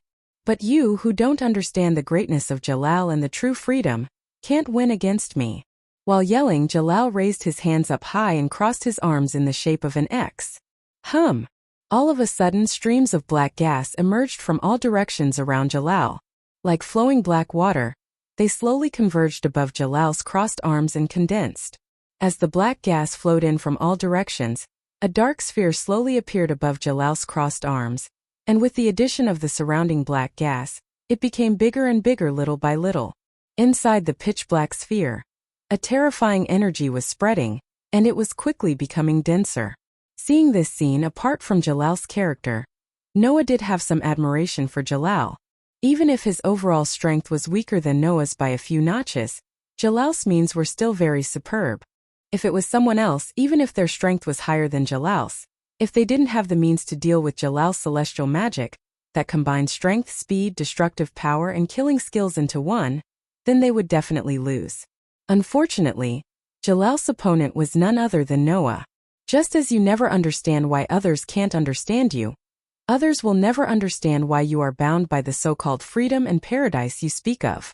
So, I'll return this sentence to you, Jalal. Bathed in the river of light, Noah's voice reverberated. You can't win against me. It's time to end this. Hearing this, Jalal revealed a hideous smile. Then let's see who will have the last laugh. As soon as Jalal's voice fell, the dark sphere above his crossed arms seemed to have come to life. Like a heart, it began to beat, and the dark light on the whole sphere suddenly became brighter.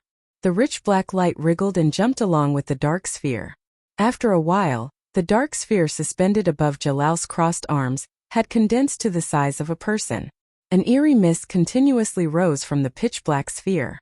It was clearly formed from magic power, but the pitch-black sphere looked even more real than it actually was. As if trying to suppress the filthy black light rising from the dark sphere, the magic rising from Noah's body turned into a river of light and poured into the huge brilliant halo in the sky, causing the brilliant halo to tremble and burst into a dazzling brilliance. Immediately, the dazzling halo suddenly fell and turned into a stream of light at an extremely terrifying speed. It broke through the air and fell around Jalal in an instant, surrounding him in the middle. Dark paradise. Jalal's expression changed, and he also made a move. He crossed his arms and swung them down forcefully, and the solid black sphere suddenly fell down, wrapping Jalal in it. At the same time, Noah extended his arm, which was glittering with dazzling radiance and intricate patterns, toward Jalal and clenched his hand down heavily. Fairy glitter. Suddenly, the huge halo shrank fiercely, and wherever it passed, the space shook violently. Accompanied by the shrinkage of the halo, the space expanded above the sky like a storm. It was like the condensation of a star before it exploded. The huge halo shrunk at an extremely fast speed, and with a boundless momentum, it viciously slammed into the pitch-black sphere. Between heaven and earth, everything was quiet. Boom! In the next second, a terrible loud noise suddenly sounded, bringing with it a huge sound wave. It was as if the sound wave was real, and it crazily spread out from the horizon, stirring up the dark clouds in the sky. In an encircling manner, the concentrated halo that fell on the dark sphere suddenly exploded at that moment. Like a huge wave in the sea, it exploded with a loud bang, bringing with it a dense fire that was enough to form a sea of fire and a terrible impact wave that rushed in all directions. The fire waves that blotted out the sky seemed to have covered the entire sky at this moment. The thick layer of dark clouds was completely evaporated at this moment. Those that were further away were like mice that had encountered a cat, suddenly dissipating under the attack of the frightening shock wave.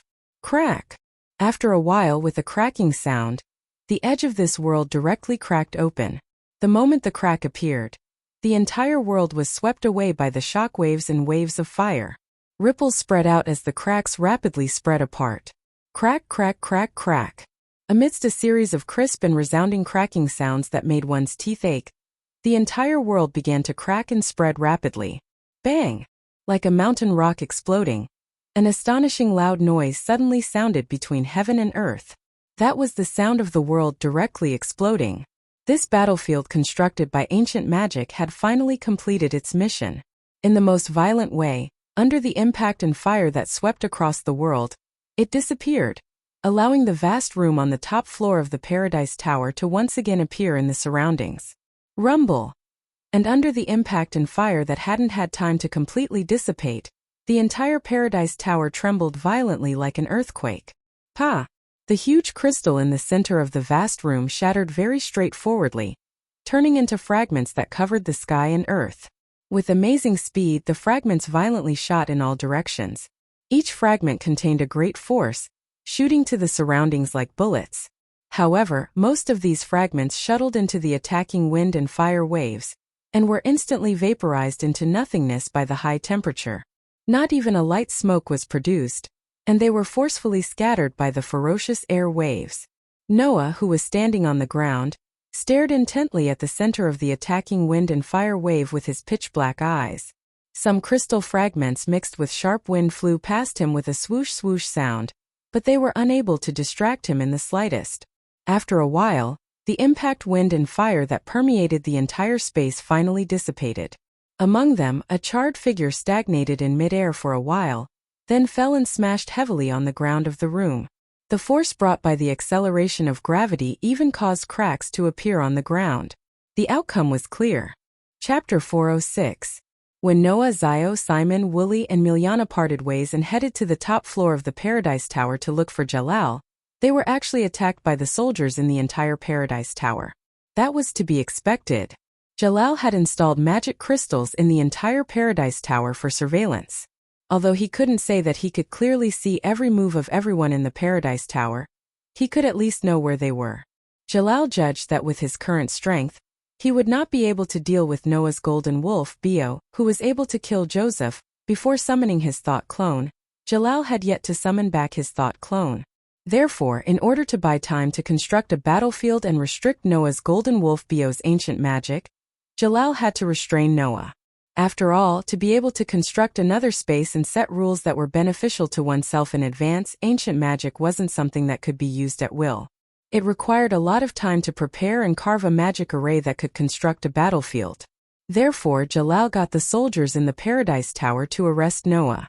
Naturally, there was no way to really arrest Noah in that way. However, Jalal's goal was only to buy time, so as long as he could buy time, it would be enough. In order to repel all the attacking soldiers and find Jalal, Noah was delayed quite a bit, allowing Jalal to successfully complete the carving of the ancient magic array. And while Noah was dealing with the attacking soldiers in the Paradise Tower, Zio, Wooly, and Miliana, led by Simon, arrived at Fairy Tale. At this time, the construction of the fairy tale was nearing completion with the help of various magic tools, and the magic that the guild members were able to provide. Outside the fairy tale, Simon and the other three looked at the signboard that was hung high above the main door, and their hearts were more or less filled with emotions. Is this a proper guild?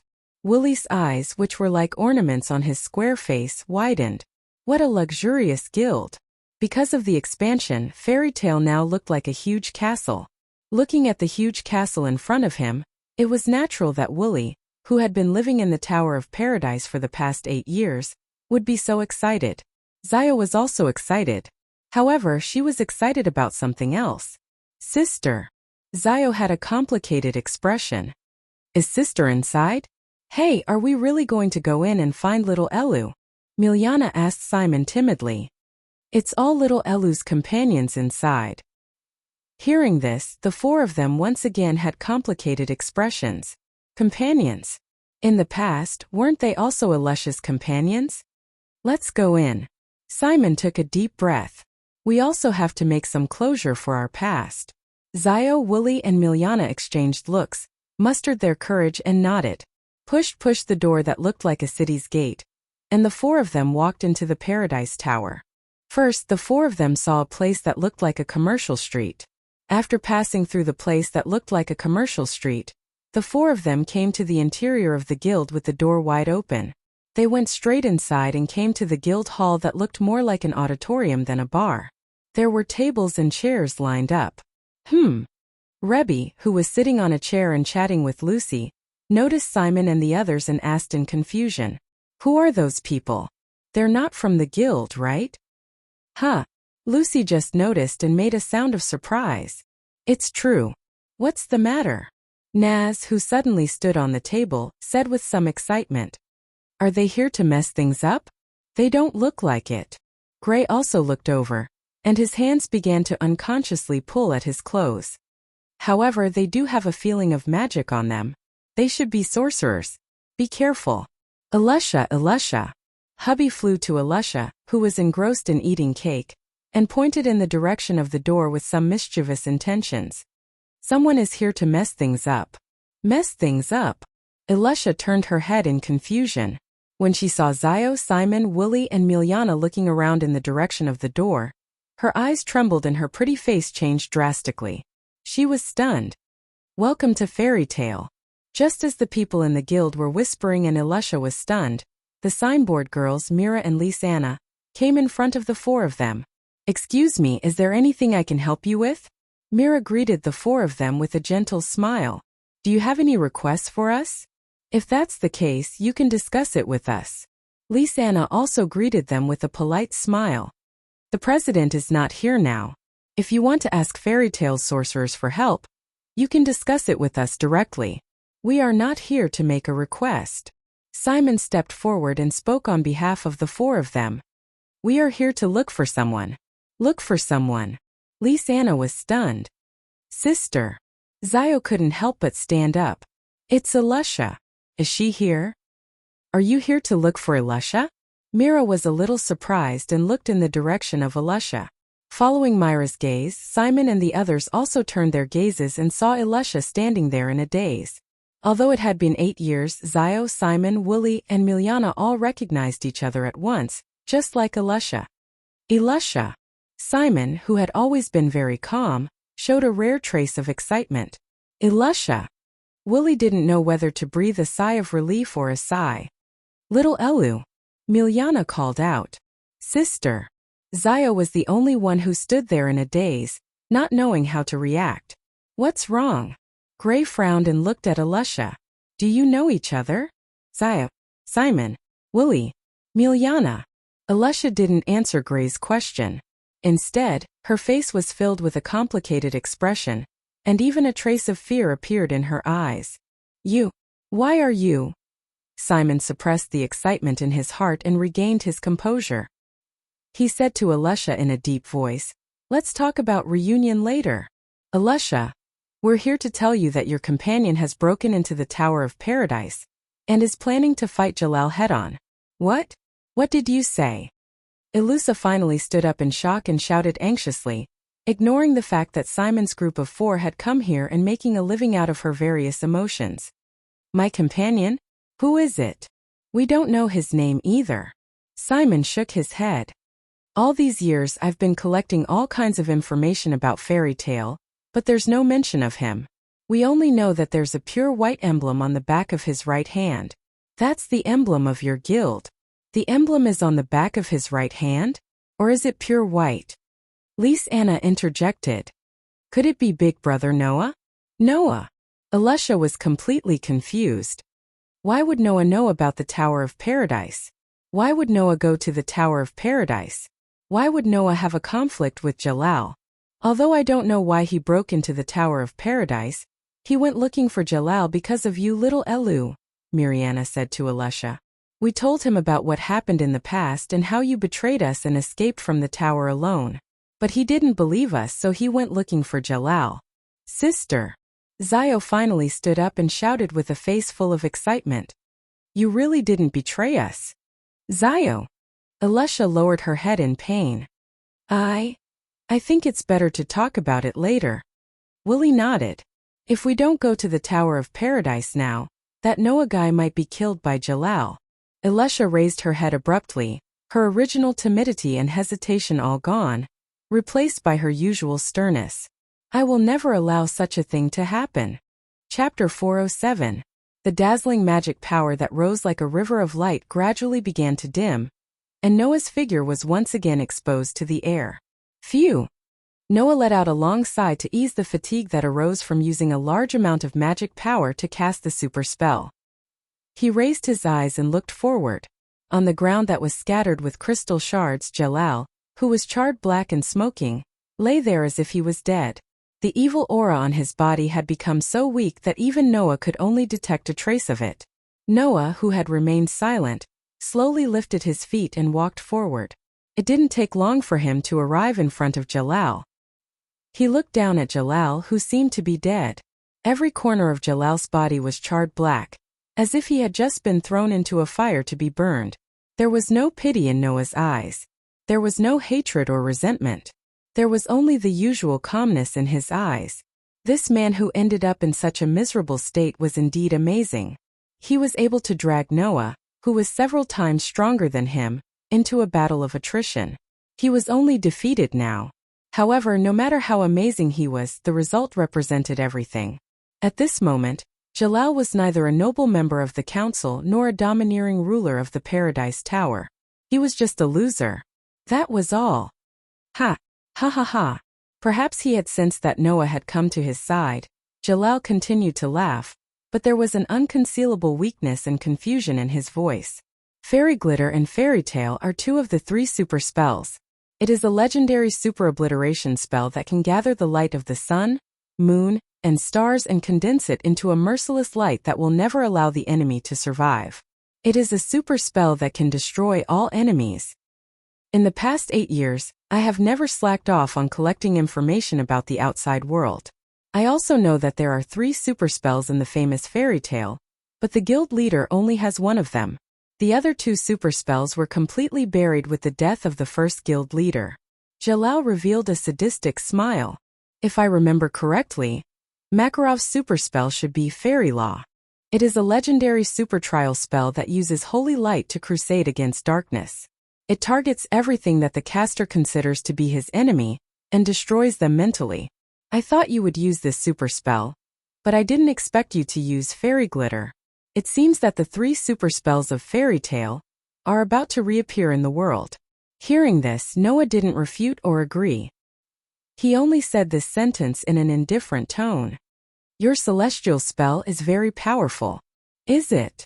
Jalal laughed sarcastically. You are indeed a member of Fairy Tale. Facing the enemy who wanted to take your life and use you as a sacrifice, you can still say such comforting words after the enemy has been defeated. You are really gentle just like Elisha, but aren't you a bit too naive? If you want me to spit at my defeated opponent, then I'm sorry, I don't have that kind of hobby. I'm just telling you the truth or comforting you. You know very well in your heart. Noah's tone did not carry any emotion.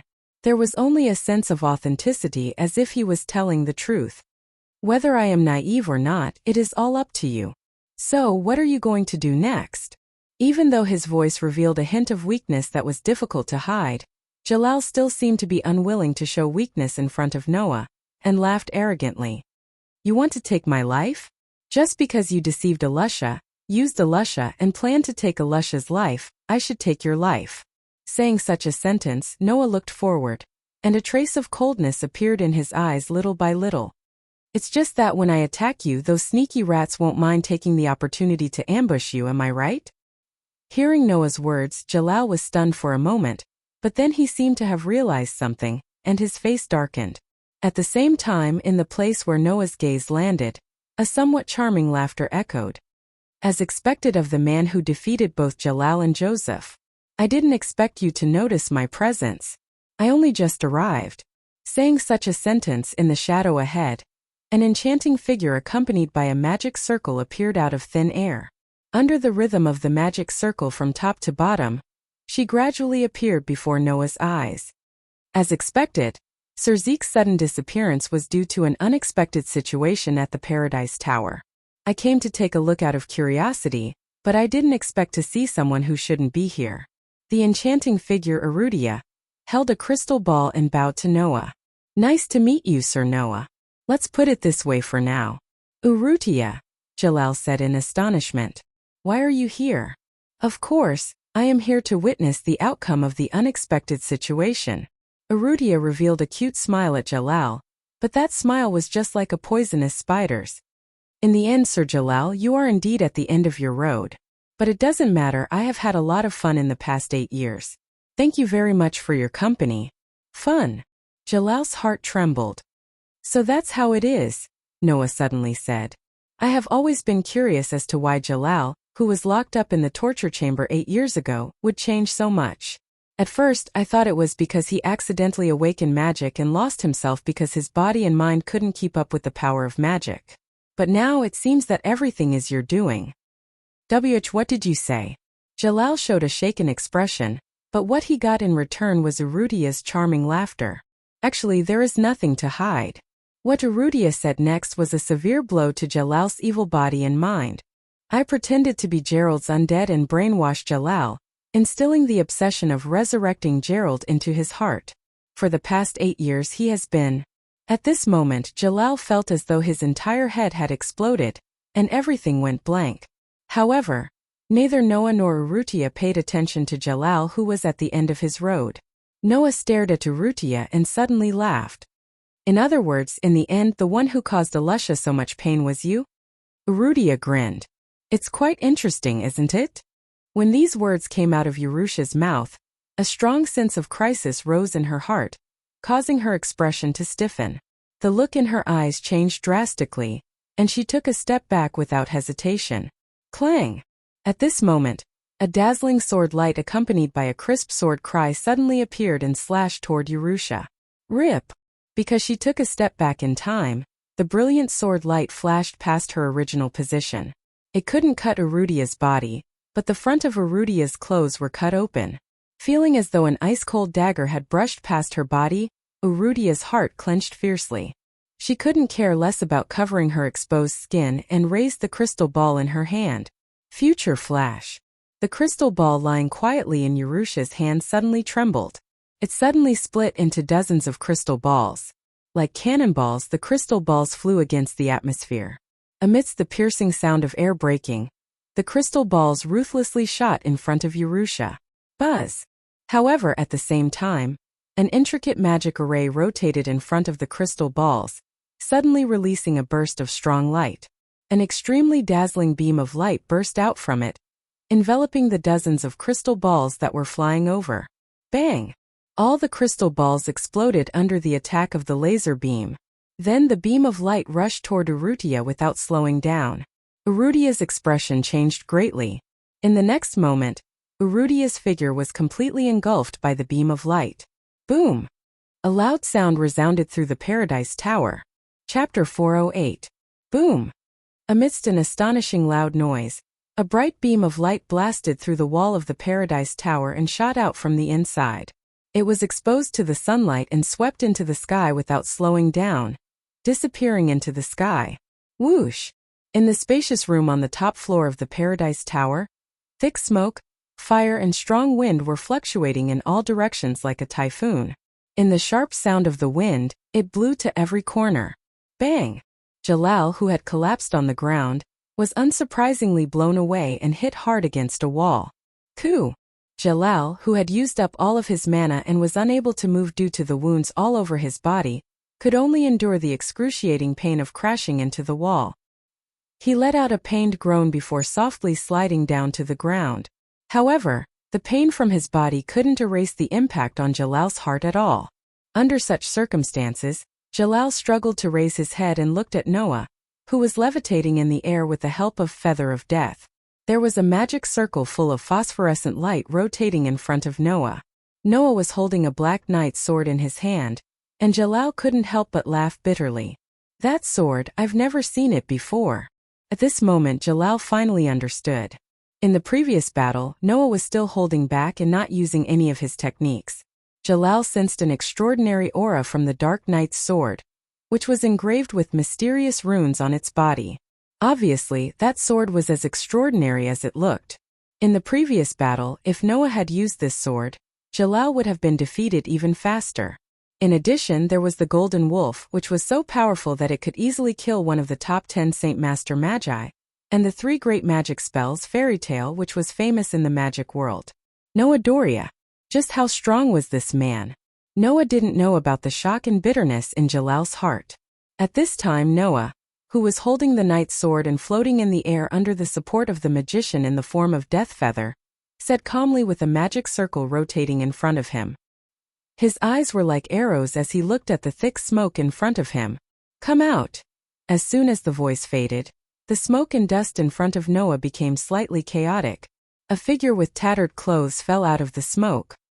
His originally fair skin had many black marks, and even his face was covered in dust. He was in a sorry state. He actually made a move. Urrutia, who was in an extremely sorry state, looked extremely ugly at this moment. She looked at Noah, who was floating in the air not far away, and her eyes flashed with anger and fear. She was different from Jalal, who could get the title of one of the top 10 Saint Master Magi with just a clone of the body of longing. Although Urrutia's strength was not bad, it was only about the same as Zekin. There was still a big gap between her and Jalal, who had recovered his full strength and was very powerful even among the top 10 Saint Masters. Urrutia's uniqueness lay in the fact that her magic was more special than Jalal's. Therefore, although Urrutia's figure was in a sorry state, she was not injured by the previous bombardment. Therefore, Urrutia knew that compared to Noah, who could defeat Jalal, she was definitely not his match. However, Urrutia thought that Noah must have consumed a lot of his magic power in the battle with Jalal. Even if he was powerful, he should be in a weakened state now, which was why she showed herself. However, Urrutia didn't expect that not only was Noah not weak at all, but he also made a move without hesitation, almost killing her instantly. When did such a terrifying person appear in Fairy Tale? Not only did he tame such a golden wolf, but he also has such strength? Urrutia's eyes flickered. It seems that I have to go back and report this to the higher-ups. What? Want to escape? Noah, who saw Urrutia's intention to retreat, tightened his grip on the knight's sword and sneered. Do you think that if I don't help Alusha get revenge, I'll let you escape? After saying that, Noah's expression suddenly froze on his face. He turned his head abruptly and looked in another direction. At the entrance of this vast room, several figures rushed over. Amidst the chaotic sound of footsteps, they appeared in front of everyone's eyes. There were about 10 or so people who had come. Among them, there were people that Noah was very familiar with, and there were also people that Jalal was very familiar with. Even Urrutia was very familiar with some of them. They were Zio, Simon, Willie, and Miliana, as well as Naz, Gray, Lucy, and Hubby, who had gone to Fairy Tale to seek help. As for the person in the lead, it was naturally Alusha. Noah. Seeing that Noah, who was floating in the air, was safe and sound, Alusha secretly heaved a sigh of relief. However, when she saw Jalal, who had fallen to the side, Alusha's eyes became serious. Jalal. Zio, Simon, Willie, and Miliana also saw the unscathed Noah and the charred Jalal. They instantly cried out in surprise. Could it be that Jalal was defeated by Noah? What? What? Lucy had a blank look on her face. What's the situation now? Is the fight over? Naz clenched his fists and looked like a violent person. He shouted loudly at Urrutia, the only one who was still standing apart from Noah. Are you the enemy? Who are you? Unlike Naz, when Gray saw Urrutia's full appearance, especially her face that was covered in dust, he felt that it was a little familiar. This made him anxious. You. Instead, Alusha, who had been to the council, recognized Urrutia and said in surprise, Are you Urrutia? You are you? This name seemed to have an extraordinary meaning to Gray. Gray was stunned. Good chance. Seeing that everyone's attention was suddenly taken away by the sudden intruder Urrutia, who was holding her clothes with one hand and hiding her beautiful figure under the tattered cloth, suddenly raised the crystal ball in her hand again. Arc of time. A strong light suddenly rose from the crystal ball in Urrutia's hand. Rumble. Just like that, the entire Paradise Pagoda suddenly trembled. Moreover, with an extremely shocking speed, as if it was about to collapse, the tremors abruptly shook. Kacha, kacha, kacha. The ground broke apart inch by inch. Boom! The ceiling was directly shattered. Pa! Even the walls seemed to have been weathered and turned into dust and began to dissipate. Woo woo woo woo. Naz, Gray, Lucy, Hubby, Zio, Simon, Willie, and Miliana didn't even have time to react to what had happened. The ground suddenly collapsed, causing them to lose their balance and sway along with the fragments of the collapsed ground. Boom! Noah swung his sword and shattered a huge piece of the ceiling that had fallen above him. Then he turned his head and looked at Urrutia. Unfortunately, there was only a pile of rocks left. What's going on? Damn it! The ground has cracked. Ugh, so disgusting. No way? Naz, you even get dizzy from sitting on stones. Without giving Noah time to be annoyed, the exclamations of Naz and the others entered Noah's ears. Noah reacted, turned around, and flew toward Naz and the others. Noah! Alusha, who was also sitting on a piece of cracked ground, first shouted in Noah's direction. Then, she remembered something and quickly turned her gaze to Jalal's direction. The tower that took 8 years to build has collapsed just like that? Jalal, who was lying on the ground, looked up with his unfocused eyes. He watched as the top of the tower cracked and shattered bit by bit and laughed self-deprecatingly. Fine. Let this pointless tower that I spent 8 years building become my grave. Ha ha ha ha. Amidst the wild laughter, Alusha watched as Jalal was buried by the falling stones and didn't speak for a long time. Chapter 409. Rumble. Amidst the thunderous noise, the Tower of Paradise that towered over the ocean like a towering tree seemed to have lost its support. While stirring up smoke and dust that soared into the sky, it slowly shattered and collapsed. Crash! Pieces of huge stones that were originally used to form the Tower of Paradise fell into the sea, stirring up bursts of waves. The huge Tower of Paradise slowly sank into the sea like a dragon palace that had sunk to the bottom of the sea. After an unknown amount of time, the Tower of Paradise finally ushered in the fate of completely disappearing. It sank to the bottom of the sea amidst the tumbling waves. Fortunately, in the process of Noah heading to Jalal's location, the soldiers who were supposed to be in the Tower of Paradise were all defeated by Noah. They fled in the remaining ships in a sorry state. Otherwise, if the Tower of Paradise sank, who knew how many casualties it would cause?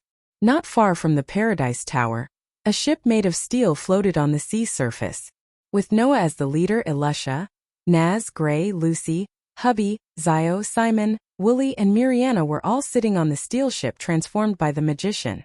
Except for Naz, who was dizzy with transportation, they all looked at the Tower of Paradise that had sunk to the bottom of the sea. Our Tower of Paradise. Zio, Simon, Willie and Miliana watched as Paradise Tower sank to the bottom of the sea. Apart from being stunned, there was nothing else they could do. Not to mention Miriana and the others, even Alusha looked at all this with a complicated expression and fell into silence. For Alusha and the others, the meaning of the Tower of Paradise was extraordinary. Here, including Alusha, Zio, Simon, Willie, Miriana, and the others got to know each other. For the first time, they had the concept of companions and companions. Here, Alusha and the others suffered the abuse and destruction of the magic order, who had enslaved them. They lived a hellish life that was not like humans at all. Here, Alusha was exiled by Jalal with a heart full of pain and sorrow. She was accused of paying for Jalal's ambitions and sacrificed the lives of her companions. Here, Zio, Simon, Willie, and Miliana spent a total of 8 years to build the tower that was either a symbol of existence or a curse. Now, this place had finally returned to dust and sunk to the bottom of the ocean. Nothing was left. For Alusha and the others, it was easy to imagine how complicated their feelings were after witnessing all of this. Compared to Alusha and the others, Gray and Lucy were completely baffled. In the end, I thought we would encounter a fierce battle here. But we're only here to witness the end of this tower? Lucy sighed. Furthermore, I nearly lost my life. Love. Hubby was as spirited as ever. It's all thanks to Noah. That woman. Gray couldn't help but be immersed in Urusha's dusty face and quietly clenched his fist. Urusha, huh? At the same time, Alusha raised her feet and walked towards Noah, who was standing at the bow of the ship and also looking at the Paradise Tower that had sunk to the bottom of the ocean. She stood side by side with him and looked into the distance. It was just like when they were looking at the scenery and chatting by the riverbank in the forest. However, compared to the past, Alusha's feelings were more complicated now. Why did you come to the Paradise Tower and even duel with Jalal? Hearing Elisha's words in a somewhat heavy tone, Noah casually responded as if he didn't notice the complicated feelings in Elisha's heart. Just treat it as a childhood sweetheart worrying about unnecessary things. How can that be the same? Elisha couldn't help but raise her voice a little. If something goes wrong, you might not be able to go back. Even if that's the case, what's the difference? Noah replied indifferently. I believe that if you were in the same situation, you would also jump into the fire without a care for your own safety, right? Elisha opened her mouth slightly but couldn't say anything. At this time, Noah glanced at Elisha and smiled. I said that I envy you for having a past.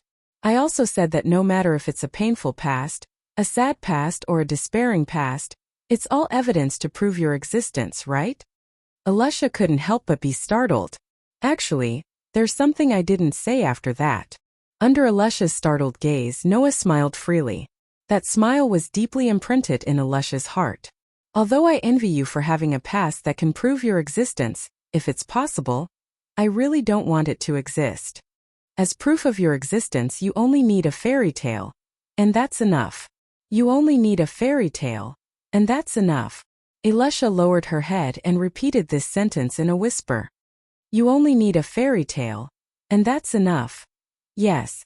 Noah's voice echoed clearly in Elisha's ears. So those unbearable memories of the past don't matter. As he said this, Noah turned around and put his arm around Elisha's slender shoulders.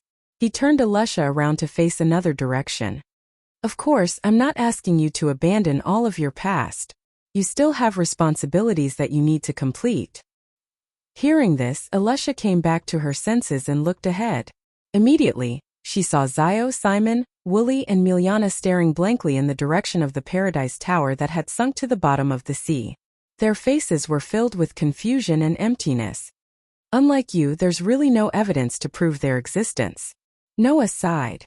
Whether it's to end things with the past or for the sake of your former companions, you still need to talk to them. Suddenly, Elisha's eyes became brighter and brighter. The complicated feelings that originally existed in her eyes disappeared bit by bit. That's true. Staring at Zio, Simon, Wooly, and Miliana, Elisha finally smiled. That's true. Seeing Elisha's unprecedentedly beautiful smile and the sudden brightness in her eyes, Noah couldn't help but smile as well. Because Noah knew, from this moment on, Elisha would really try to get rid of the past and become the fairy queen that truly belonged to the fairy tale. So the two looked at each other and smiled. As usual, they had a tacit understanding and didn't need to say anything. Wow. Not far away, hubby, who was flying in the air, pointed at Lucy. Lucy, look over there. The atmosphere seems to be very good. Ha ha ha. Lucy smiled insincerely. Really? What's wrong? Hubby asked Lucy in confusion. Isn't that the case? No, the atmosphere is really good, Lucy complained.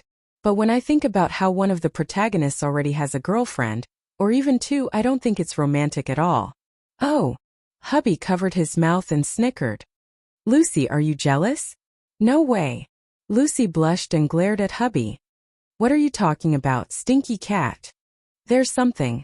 Hubby didn't seem to see Lucy's angry look and laughed out loud with his long tongue curled. Don't curl your tongue. Lucy's frantic voice resounded through the sky. Ugh. Beside Lucy and hubby, Nazi was lying on the edge of the boat. His face was livid and uncomfortable, and he looked like he wanted to vomit but couldn't. So disgusting. Looking at Lucy, who was frantically interacting with hubby, Naz, who was lying on the ground, unable to stand up, Gray, who had a thoughtful look on his face, and Elusa, who was walking towards Zio, Simon, Wooly, and Miriana, who were at a loss, Noah turned around and looked into the distance, his heart constantly fluctuating. Although this trip to the Paradise Tower eventually developed to the point where he had to settle the past for Elisha, the result was still good. Now the dangerous system had sunk, and Jalal had sunk to the bottom of the sea with the Paradise Tower that he had built for 8 meaningless years. Elisha would also bury the hatchet with her former partner, and everything was going in a good direction. The only variable was probably Urudia. She used Jalal's 8 years of time and sank the tower to the bottom of the sea without hesitation. Noah looked at the sky. Who are you? Chapter 4:10. Just like that, 3 days passed quietly. During these 3 days, Noah and company stayed in a city by the sea. During this time, Alessia had a long conversation with Zio, Simon, Wooly, and Miljana. After that long conversation, Alessia, Zio, Simon, Wooly, and Miljana finally resolved all their misunderstandings and buried the hatchet. Just like 8 years ago, they became partners that could rely on each other. Although it couldn't be said that they were extremely close, there were no more grudges between them. However, perhaps because of what Noah had said, Zio seemed to have always been unable to trust Alessia and had always wronged Alessia. She even resented Alessia because of this. In order to enlighten such a Zio, the extremely domineering Alessia directly barged into the hotel room where Noah was staying and reprimanded Noah. With regards to this, Noah could only keep rolling his eyes. Who was all this for? Wasn't it because of Alessia that Noah had said those words to Zio back then? Besides, those words weren't wrong. Otherwise, Zio wouldn't have felt guilty, right? However, it was said that women were unreasonable. This characteristic was even more obvious when it came to Alessia. With no other choice, Noah could only helplessly find Zio and have a long conversation with her. After that, Zio finally let go of this matter. It was worth mentioning that Gray was the opposite. He seemed to have become a little preoccupied. Even though he usually acted the same when interacting with Noah, Alessia, Naz, and the others, Noah realized that Gray was secretly using some channels to gather information on someone. Apart from that, Gray was no different from usual. Regarding this, although Noah was a little concerned about this first childhood playmate of his, if Gray didn't want to talk about it, Noah wouldn't ask. He could only choose to watch from afar. However, just like with Alessia, Noah wouldn't take the initiative to ask about his worries. But once he discovered that something was wrong with Gray, Noah would take the initiative to deal with Gray, just like when he barged into the Paradise Tower for Alessia. Therefore, after 3 days of peaceful and perfect life with some ripples, Noah and the others finally parted ways with Miljana and the others. Are we really leaving? At the entrance of the hotel, Elusa stared intently at Zio, Simon, Wooly, and Miriana standing in front of her. Although she didn't show any obvious reluctance, she still couldn't let go of her feelings. Actually, you can also come to Fairy Tale with me. Hearing this, the 4 of them looked at each other and smiled. We also want to be with you, little Elu, Miljana said lively. But we've always lived in the tower, and now we really want to go around. I have a younger sister. Simon looked at Alessia's pretty face as if he wanted to remember Alessia's face. After a while, he closed his eyes and smiled. Back then, our village was attacked by the magic order, and I was taken to the Paradise Tower. I don't know if my sister is alive or dead, so I want to find her. I also have an elder brother. Wooly sighed. Although I don't know where he is now, I also want to find him. So I'll look for him while traveling. This is the life that a protagonist should have. That's it, sister. Zio changed her usual gloomy appearance and now had a cheerful expression. We don't want to cause trouble for you, sister. We also have the life we want. Even if we don't know what life is like outside, please let us try. Hearing the words of Zio, Simon, Wooly, and Miljana, Alessia fell silent. This reason is a little forced.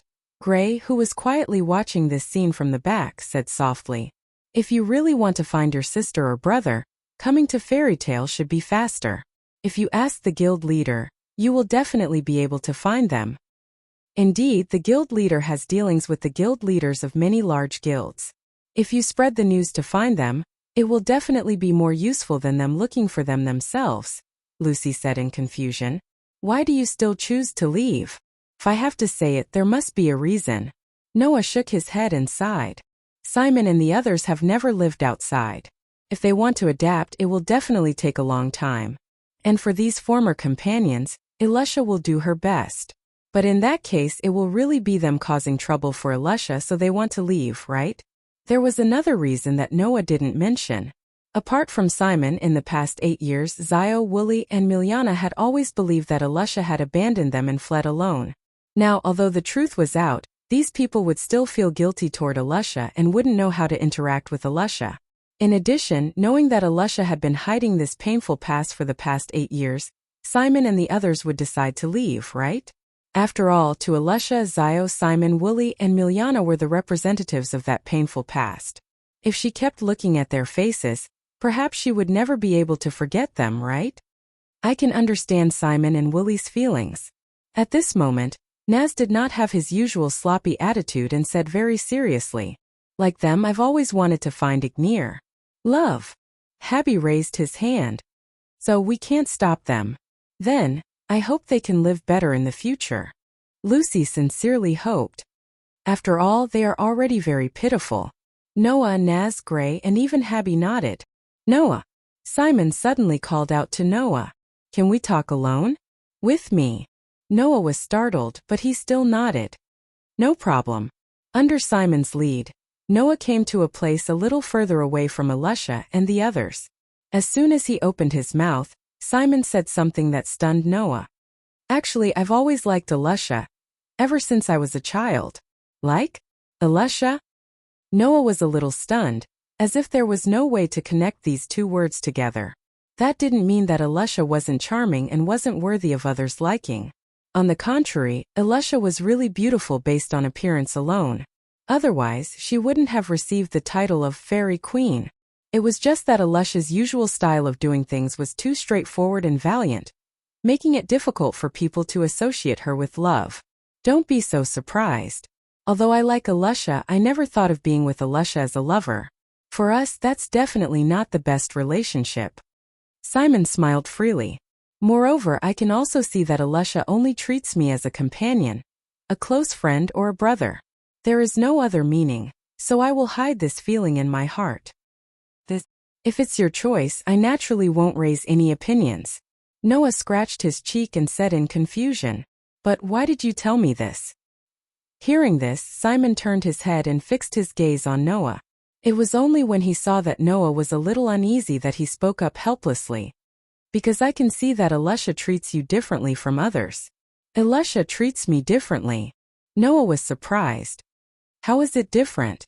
Alicia's favorite food now is cake, right? Simon's voice became more helpless. Actually, when we were in the Paradise Tower, Alicia didn't have any obvious taste for food. But I heard from Gray that when Alicia joined Fairy Tale, you gave her a cake. Since then, Alicia likes to eat cake. Ah. Noah laughed dryly. That doesn't mean anything, right? Alicia is very bad at expressing her feelings. It can't be helped, I can see her clumsiness better than you. Simon patted Noah's shoulder. So in the future I'll leave Alicia in your hands. Hearing Simon's words, Noah was speechless. If I told him that I already have 2 women who are destined to be together for life, would he still say the same thing to me? I'm afraid that at that time he would have the heart to kill me, right? Chapter 4:11. In the blink of an eye, another 3 days had passed since Xiao, Simon, Wooly, and Miliana left. In a leisurely state, Noah and his team traveled leisurely while playing. After 3 days, they finally returned to the castle-like fairy tale that had been completely rebuilt. Of course, the current fairy tale was not only domineering on the outside, but it was also equipped with a defense system that Noah had set up using a large number of runic runes. Moreover, the most central part of the fairy tale was equipped with a magic crystal that was larger than a person. As long as the magic crystal was continuously supplied with mana, the defense system formed by the runic runes engraved on the fairy tale would remain active and protect the fairy tale from being invaded. As soon as they returned to the fairy tale, Noah and his party were called over by Makarov. The council has been dissolved? After hearing the important news that Makarov revealed, Noah, Alicia, Naz, Gray, Lucy, and even Habby were all shocked. There's nothing strange about this, Makarov said solemnly with his arms crossed. This time, not only did spies like Keycrane and Erudia infiltrate the council, but because of Erudia, the entire council system was disintegrated and can no longer operate. All the council members have stepped down without exception. Now, the higher-ups seem to be debating about this matter. It is said that a new council will be formed soon for the sake of peace, security, and order in the magic world. But before that, without the council, there will be a lot of turmoil in the magic world, Mira added. Currently, because of the dissolution of the council, many dark guilds and magic orders that were originally operating in the dark have begun to emerge and cause a lot of trouble. Because of this, many magic shooters in our guild have been sent out to annihilate them. It's no wonder why I haven't seen Kana or Elfman since the start of the battle. Even the strongest members of the guild are nowhere to be seen. So that was the reason. Noah frowned. But is that okay? Although Kana, Elfman, Naz, and Gray were all magic shooters in Fairy Tail who were active on the front lines, but with just one or two of them, wasn't it a little too much for them to deal with an entire guild and an entire church? Elisha seemed to have thought of this problem as well. She took a step forward and made a declaration with a strong and powerful voice. Guild leader, let me go as well. Me too. Naz was excited. We didn't even get into a fight when we were in the Paradise Tower. This time I must have a good fight. Hey, this is a quest, not a game. Lucy was a little timid. Our opponents are all dark guilds and magic orders. Naz, think about it carefully. But we can't let these guys continue to cause trouble. Gray also took a step forward and looked at Makarov. If there's a need, let us go. Guild leader. No way. Lucy's face was full of tears. Are we really going to do such a dangerous thing? Well, you guys calm down first. Lysana, who was standing beside Mira, said with a smile. The guild leader has also considered the things you guys have considered. Kana and Brother Elfman are only dealing with a few weak dark guilds and magic orders. Nothing will happen. You guys can rest assured. After all, the council has just been disbanded not long ago. Those truly powerful dark guilds and magic orders are still observing. Only those weak dark guilds and magic orders will not be able to hold themselves back and take action. Mira also gently advised. So, right now we only need high mages like Kana and Elfman to take action. However, not long after, when those truly powerful dark guilds and magic orders take action, we will need the S-rank high mages in the guild to take action. Naz, Gray, make your preparations first. Soon there will be a quest for you guys. Makarov said loudly. Lucy, your strength is still insufficient. So you should wait for orders first. Yes. Lucy couldn't help but heave a sigh of relief. Yes. Naz and Gray also responded in various ways. As for Noah and Elisha, you guys should also wait for orders temporarily. Makarov turned his gaze to Noah and Elisha. When the situation worsens to the point where we need S-rank high mages to take action, it will be time for you guys to take action. Understood, guild leader. Elisha nodded in response. S-rank high mages? Noah couldn't help but glance at Mira and quietly held her hand. Don't tell me you will also need to take action when the time comes? Not for the time being. After all, I am no longer working as a high mage. Mira had a sweet smile on her face as she held Noah's hand and replied. But, if there is a need for manpower, I will also take action. Mira might also take action. Gray raised his eyebrows. It has been a long time since we last met, Mira Jenny of the Demon. Let us see how much your strength has improved in these 2 years. I am burning up. Naz was so excited that he was spitting fire. What? Miss Mira is also going to take action? Lucy looked at the gentle and smiling Mira in astonishment and couldn't help but tug at Noah's sleeve. Is that really okay? You don't have to worry about that. Noah smiled helplessly. Don't be prejudiced by first impressions. You should know that even 2 years ago, Mira had already taken action to annihilate many dark guilds and magic orders. She is a woman who will take action when the time comes. That was why Mira began to change herself the next day after Noah casually said those words when he left Fairy Tail.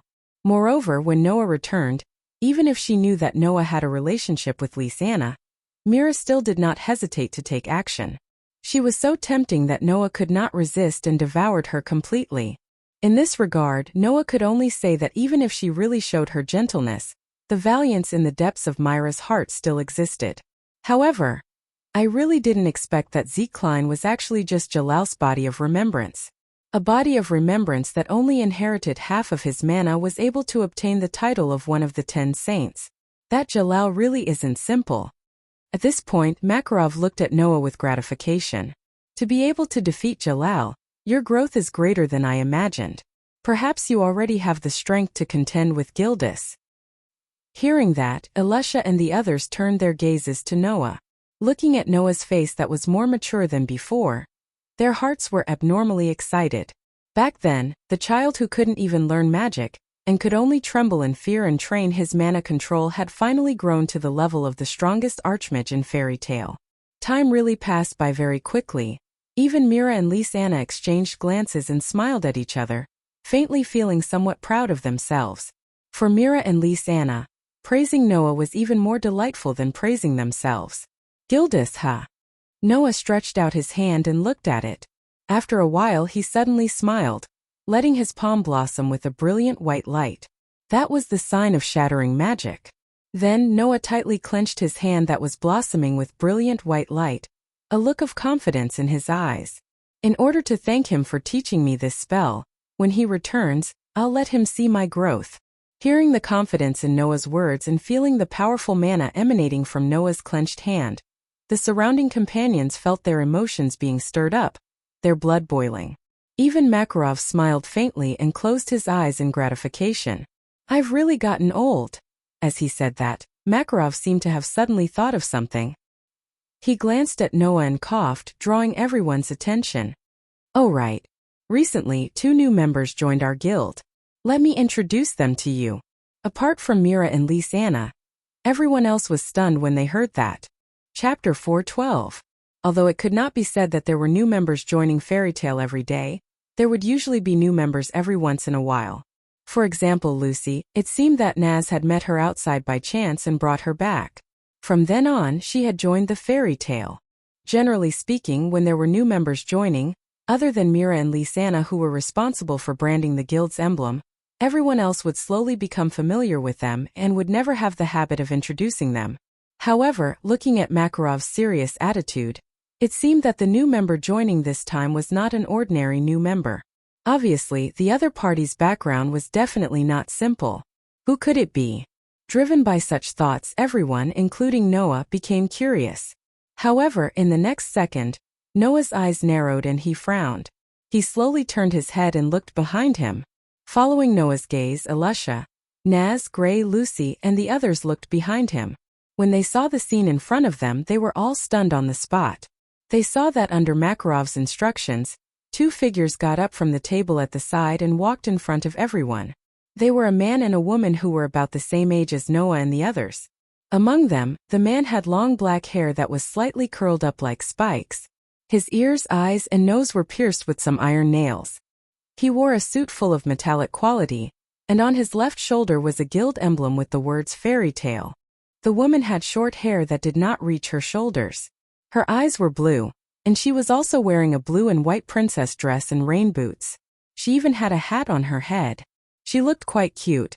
At this moment, the man and woman had different expressions.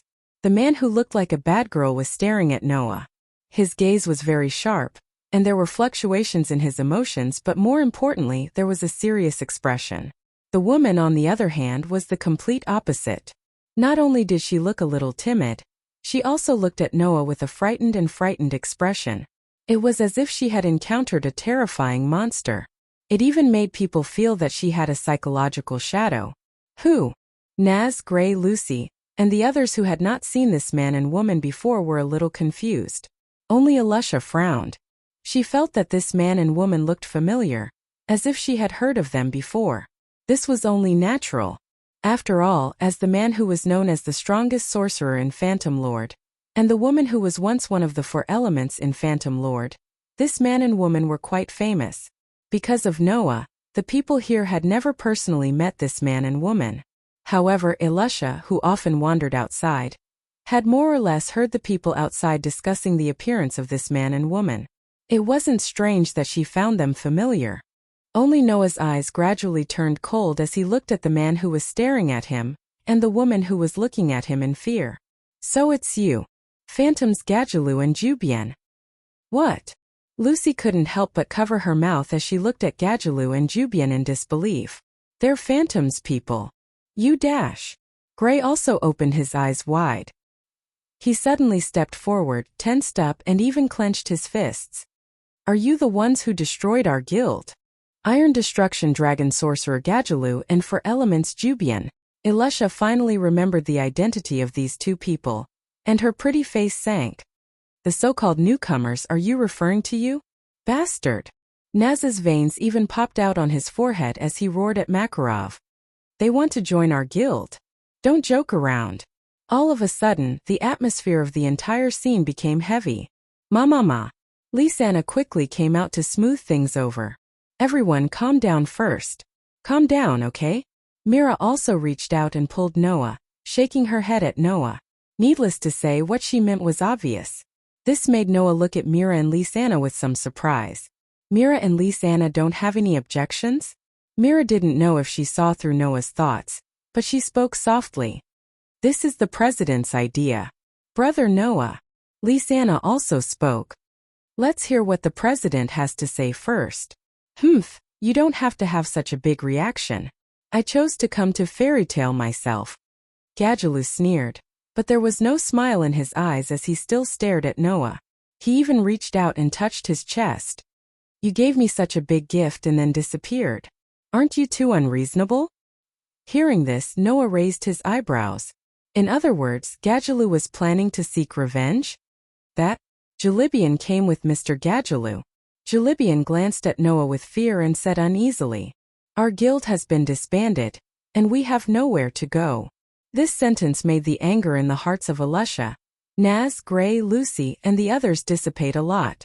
Now that the council had been disbanded, the outside world was in turmoil. Many guilds and even cities couldn't take care of themselves. It wasn't a good time to live peacefully.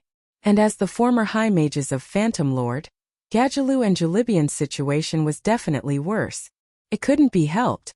The atmosphere of Phantom Lord made them offend too many people.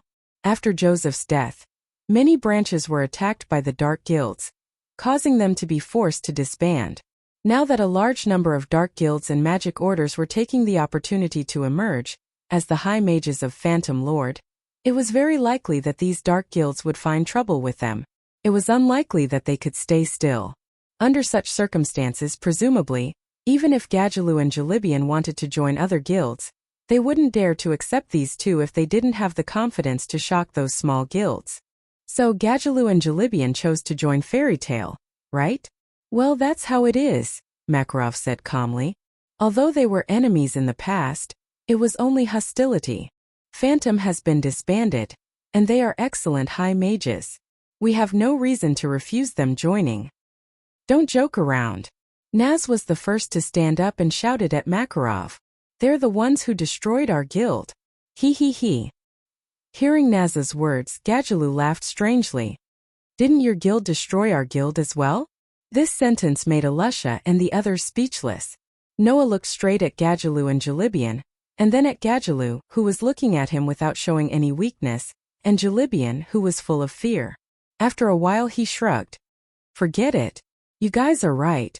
They destroyed our guild and I destroyed their guild as well. I even killed that disgusting bastard, Joseph. No matter how you look at it, we didn't suffer any losses. It doesn't matter if we call it even. After saying that, Noah glanced at Gadjaloo and Jalibian. But let me make it clear first. If you just want to find a place to work or a place to stay, it doesn't matter. But if you join Fairy Tale for other purposes, I believe you understand that I will have a way to make you regret it. Gadjaloo and Jalibian felt a chill in their hearts at the same time. One clenched his teeth and stared at Noah unwillingly, while the other nodded repeatedly and almost swore. Seeing this, Ilusa and the others understood what was going on. Although their expressions were different, Gadjaloo and Jalibian were full of fear of Noah. What did Noah do to this man and woman to make them so afraid of him? Alusha and the others naturally didn't know that, not to mention Gadjaloo and Jalibian.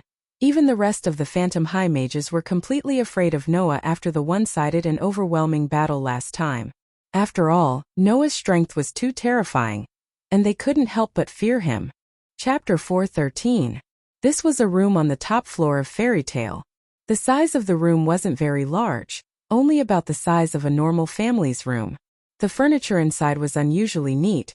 Not only was there a wardrobe, a hanger, a desk, and a bed, there was even a small square table on the floor.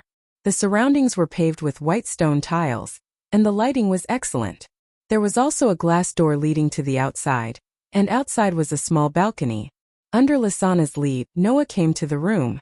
After looking around the room, he said to Lisanna, who was looking at him with a smile, with great satisfaction. Not bad. It's much better than the previous one.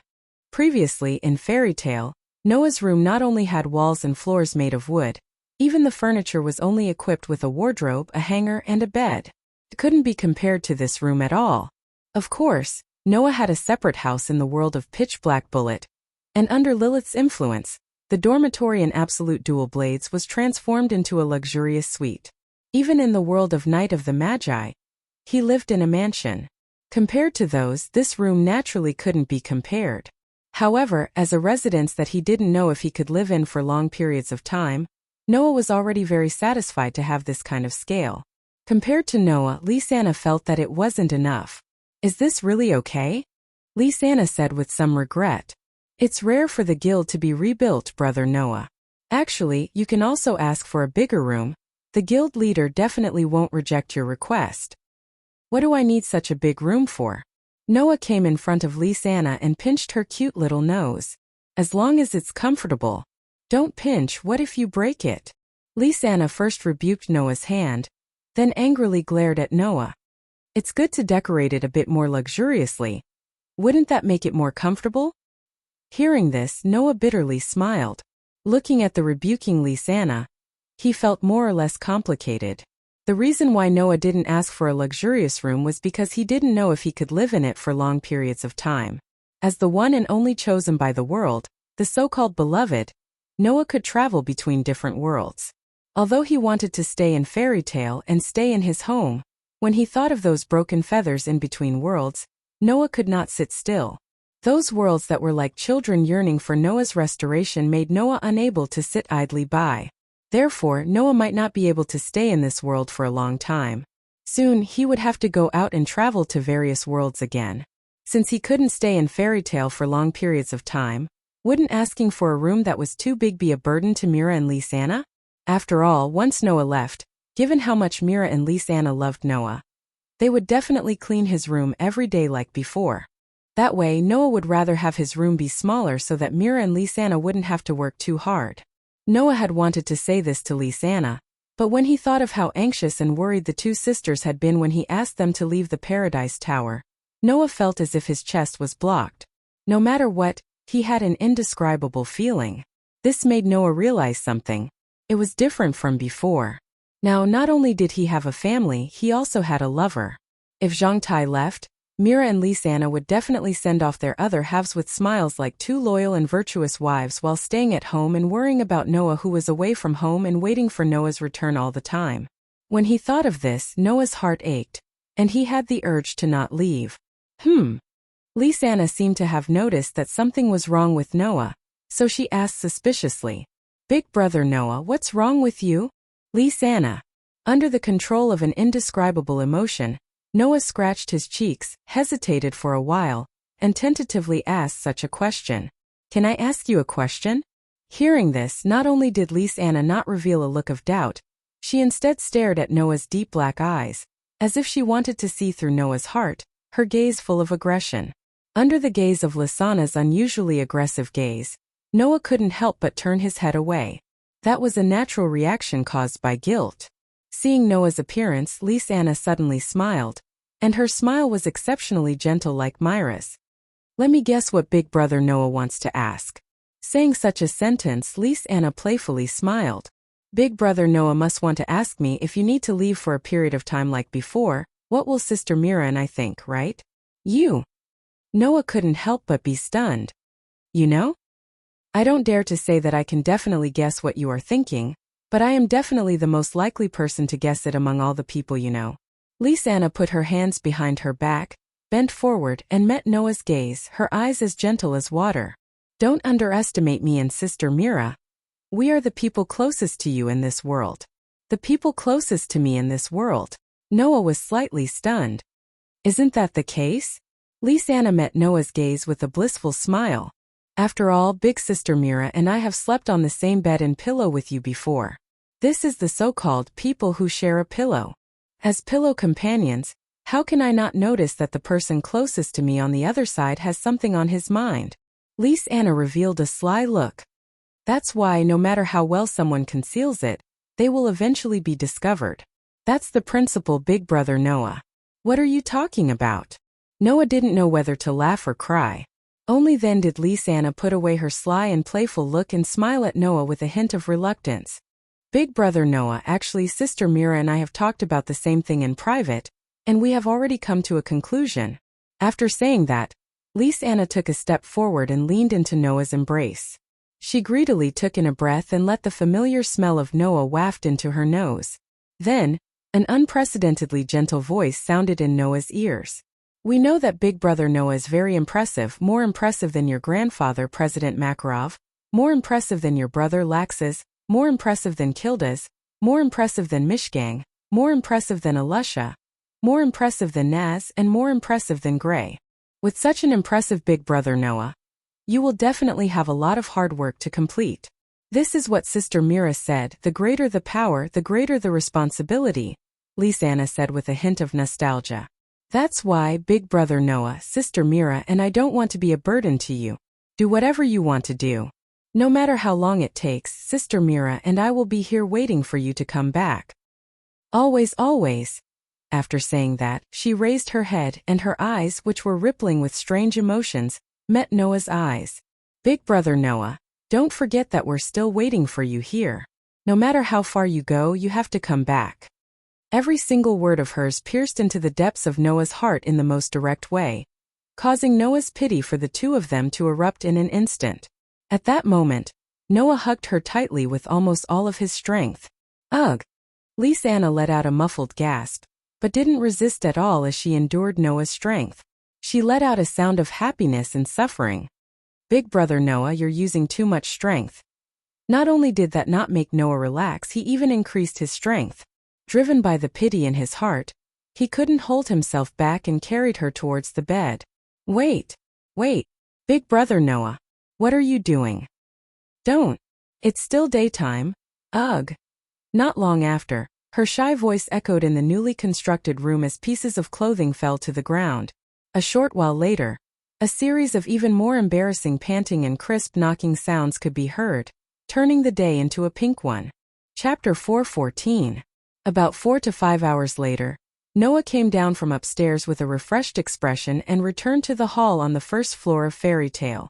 Perhaps it was because the venue had been expanded, but in the vast hall on the first floor, the noise that used to resound in Fairy Tale was still there, but it was not as dense as before. For the time being, it could be considered a decent gathering place. Of course, the main reason was that the disbanding of the council had caused the dark guilds and magic orders that were originally hiding in the dark to emerge one after another in the magic world. This caused many powerful magic shooters in the guild to go out and carry out annihilation missions, causing the guild to lose a lot of people. Otherwise, even if it had been expanded, the noise in the guild would definitely not be to this extent on normal days. At this time, Naz and Gray had already gone out on annihilation missions, and even Gadjaloo had been chased out by Makarov to annihilate a magic order. The core strength of the guild was basically all mobilized. Hence, in the current Fairy Tale, there was only a group of sorcerers with decent strength left. However, they were not strong enough to face an entire guild and an entire order of sorcerers alone. Alusha seemed to have returned to her residence to conserve energy and prepare to participate in the punitive expedition that was very likely to appear with some powerful dark guilds and magic orders. Even Mira put down her waitress-like job and returned home to make some preparations in case she really needed to go out on a mission. It was precisely because of the existence of these two strongest female magic shooters in Fairy Tale that Fairy Tale would not fall into the predicament of not being able to send out S-rank magic shooters in the future. After all, Kilda's was traveling outside and had not returned until now. Mishgang was also mysterious and did not know if he would return to the guild. Lax's was still in his rebellious period and could not be ordered at all. If it were not for Mira and Alusha, when those truly powerful dark guilds and magic orders appeared, Fairy Tale would definitely be laughed at by the other guilds if they could not send out a powerful person to deal with them. Makarov would also lose a lot of face. Noah couldn't help but sigh. Who would have thought that in the end, the Fairy Tale needed the support of two girls? If he did not know the situation of Kilda's, Mishgang, and Lax's, Makarov would have cried himself to death. As for Noah, although he was powerful and was even evaluated by Makarov to be able to compete with Kilda's for the throne of the strongest magic shooter in Fairy Tale, to outsiders, Noah was just an ordinary member, not even an S-rank magic shooter. Under such circumstances, Makarov really wouldn't send Noah on an annihilation mission if it wasn't absolutely necessary. He didn't want others to find an opportunity to make fun of Fairy Tale, saying that they couldn't even send an S-rank magic shooter, and could only send an ordinary member. This was a matter of face. It had nothing to do with strength. Therefore, even if they knew that Noah had a golden beast that could kill one of the 10 great Saint Magi, those who should make fun of him would still make fun of him. It seems that I have to participate in the next S-rank magic shooter advancement test. Noah muttered to himself. Even if it's for the sake of Fairy Tale's reputation. Noah was a member of his own family and knew that although Fairy Tale was known as the #1 guild in the Fiori Kingdom, there were many internal problems. Not to mention other problems, just the issue of succession was enough to give Makarov a headache. Although Kildas had the strength of a 10 great saint, he was someone who couldn't sit still. His heart couldn't settle in one place, so the position of guild leader really didn't suit him. Mishgang was also a person who couldn't be seen in public. Even if Makarov wanted to give him the position of guild leader, he wouldn't accept it.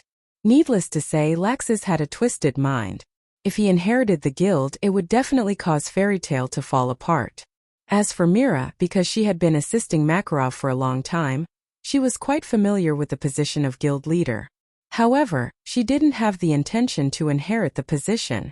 Compared to the guild leader, Mira was actually more suitable to be an assistant. On the other hand, Alusha's leadership was passable, her strength was passable, her thinking was meticulous, and her methods were exceptional. She was definitely the best choice for guild leader. Unfortunately, Alusha sometimes made mistakes. Even if she didn't drop the ball at critical moments, she was still a troublemaker. This made Makarov very hesitant. Fortunately, this problem had been solved. Because of Noah's return, Makarov saw hope. If it was before, he might have hesitated to let Noah become the guild leader.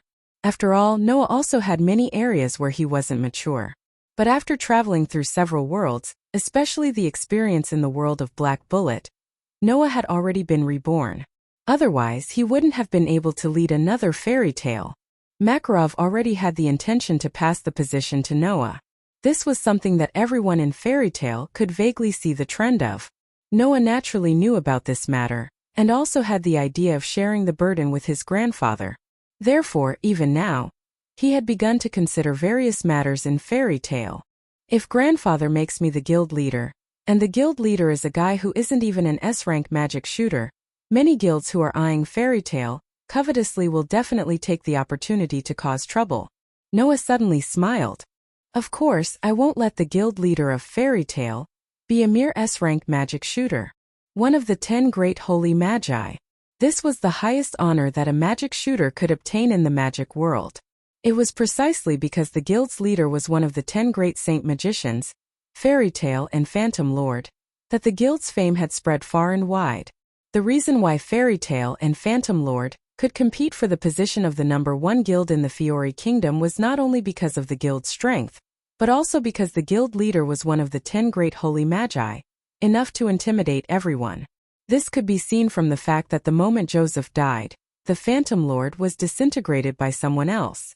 Noah had long since decided that since he wanted to inherit Fairy Tale, he had to at least obtain the title of one of the 10 great holy magi so that the reputation of Fairy Tale would still resound throughout the Fiori Kingdom like before. This was definitely not ambition, because with Noah's strength, it was completely possible for him to do so. Let's see if the guys in the newly formed council will give me face or not. Leaving this sentence, Noah smiled faintly and went downstairs. However, Noah quickly stopped in his tracks and cast his gaze towards a corner of the guild.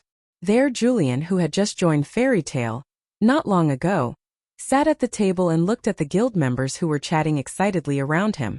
He looked like he really wanted to join, but he was very hesitant. This was, of course. After all, Julian was previously a member of the opposing guild of Fairy Tale, so it was natural for her to be worried about being ostracized. This reminded Noah of Alusha, who sat in the corner like he did in the past, and he could not help but walk over. On the other side, Julian was still secretly looking around, as if attracted by the commotion around her. Just as she was hesitating whether she should join in, a voice sounded from behind her. "What's wrong? Don't you want to chat with your companions?"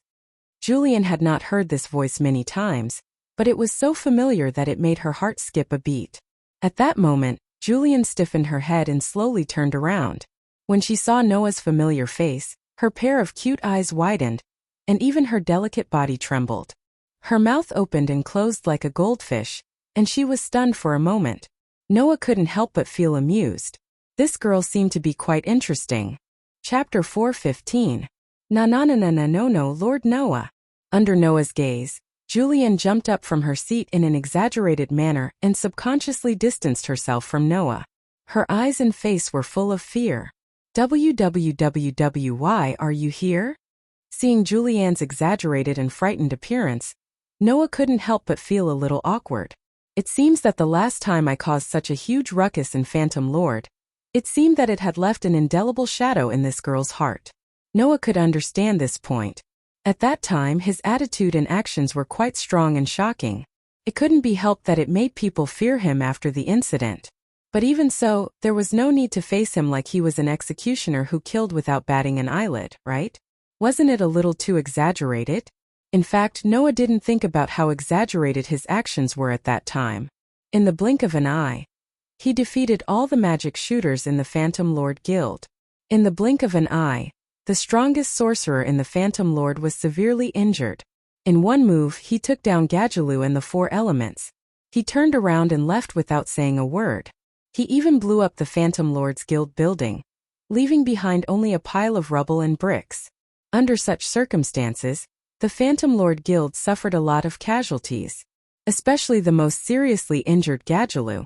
If it wasn't for his special physique and his tenacious vitality as a Dragon Slayer magic shooter, it was unknown whether he could survive. The fate of the Phantom Lord's Four Elementals wasn't any better.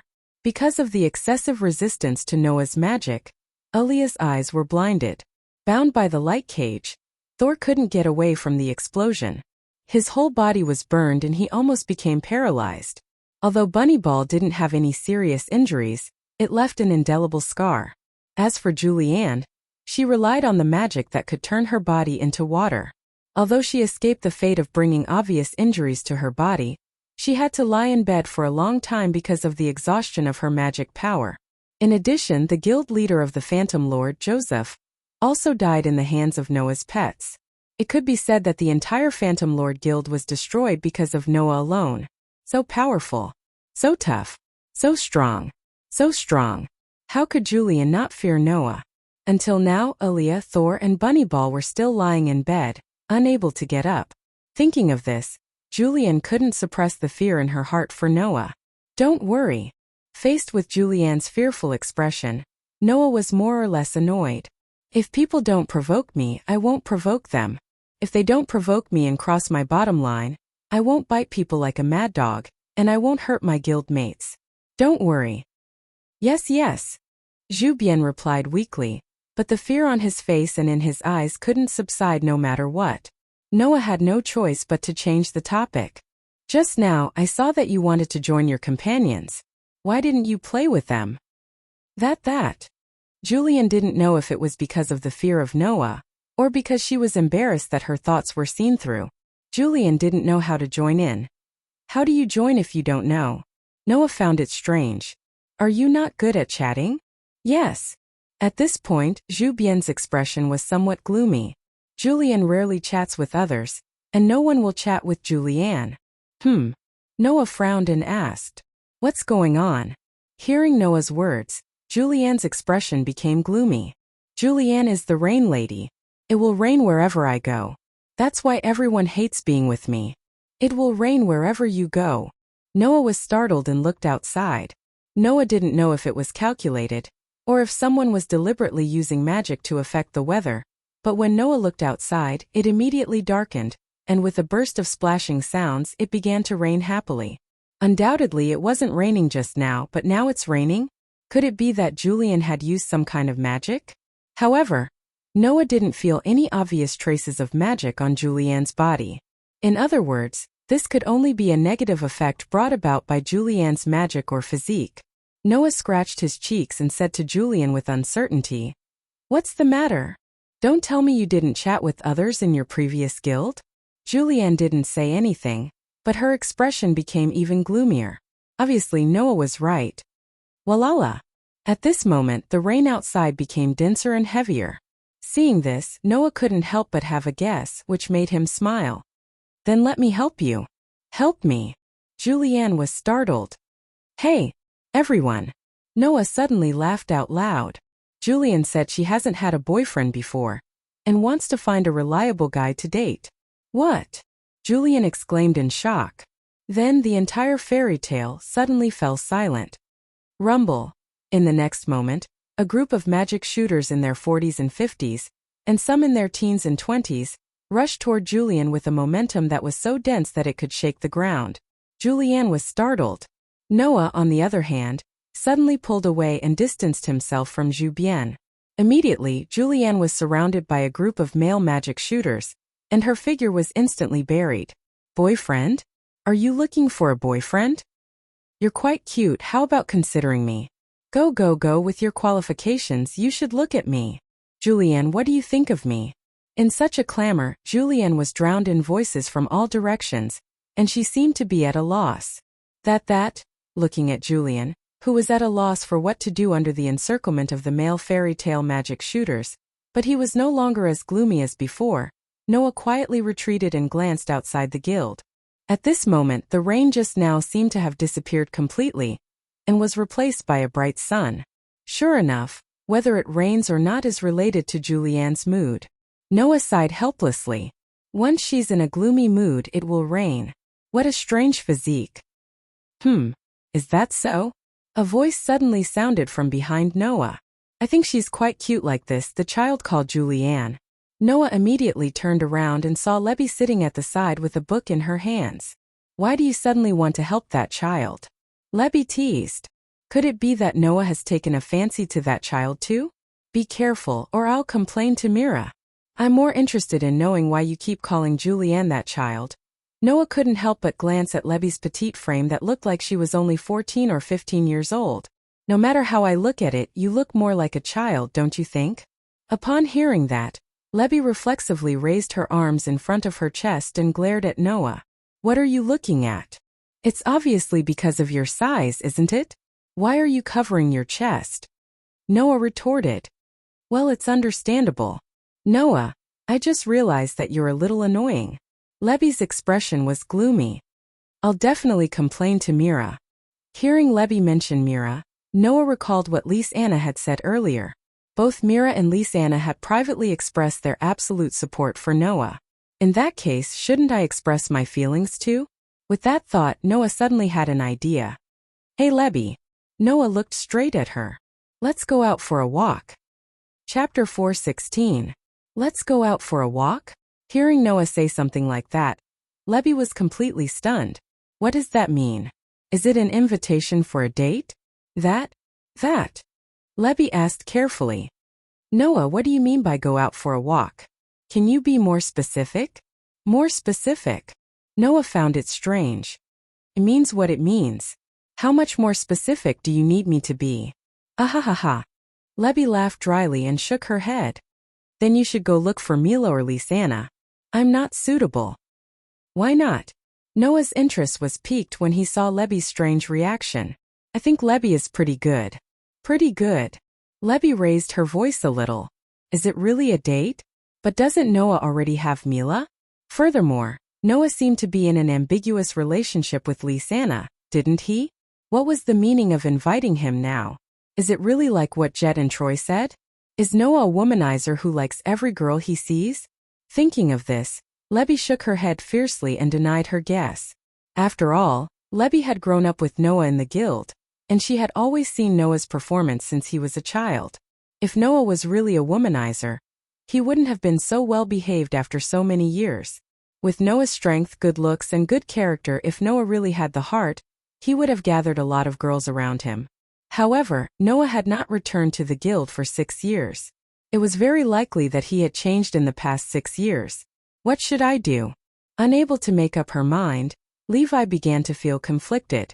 On the other hand, the corner of Noah's mouth twitched as he watched Lebby fall into silence. She shook her head, suddenly came to a realization, had an uncertain expression, and was inexplicably conflicted. What was the saying again? A woman's heart was like a needle at the bottom of the ocean.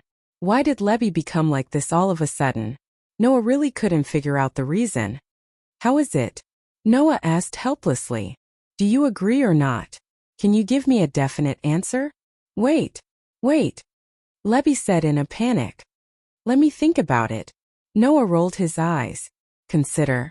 Looking at how conflicted you are, I'm afraid you won't be able to come up with a solution even by nightfall, right?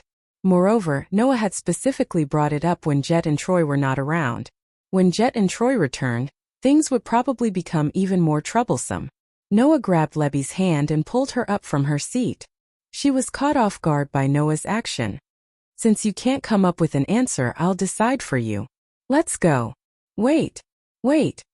Perhaps it was because she was delusional, but when Noah grabbed her hand, Lebby panicked and stuttered. At least let me bring my book. We're going shopping, not for an exam. Why are we bringing books? Noah pulled Lebby's hand and walked out of the guild. Let's go. Slow down. Just like that, Noah and Lebby left the guild amidst their banter. Noah didn't notice.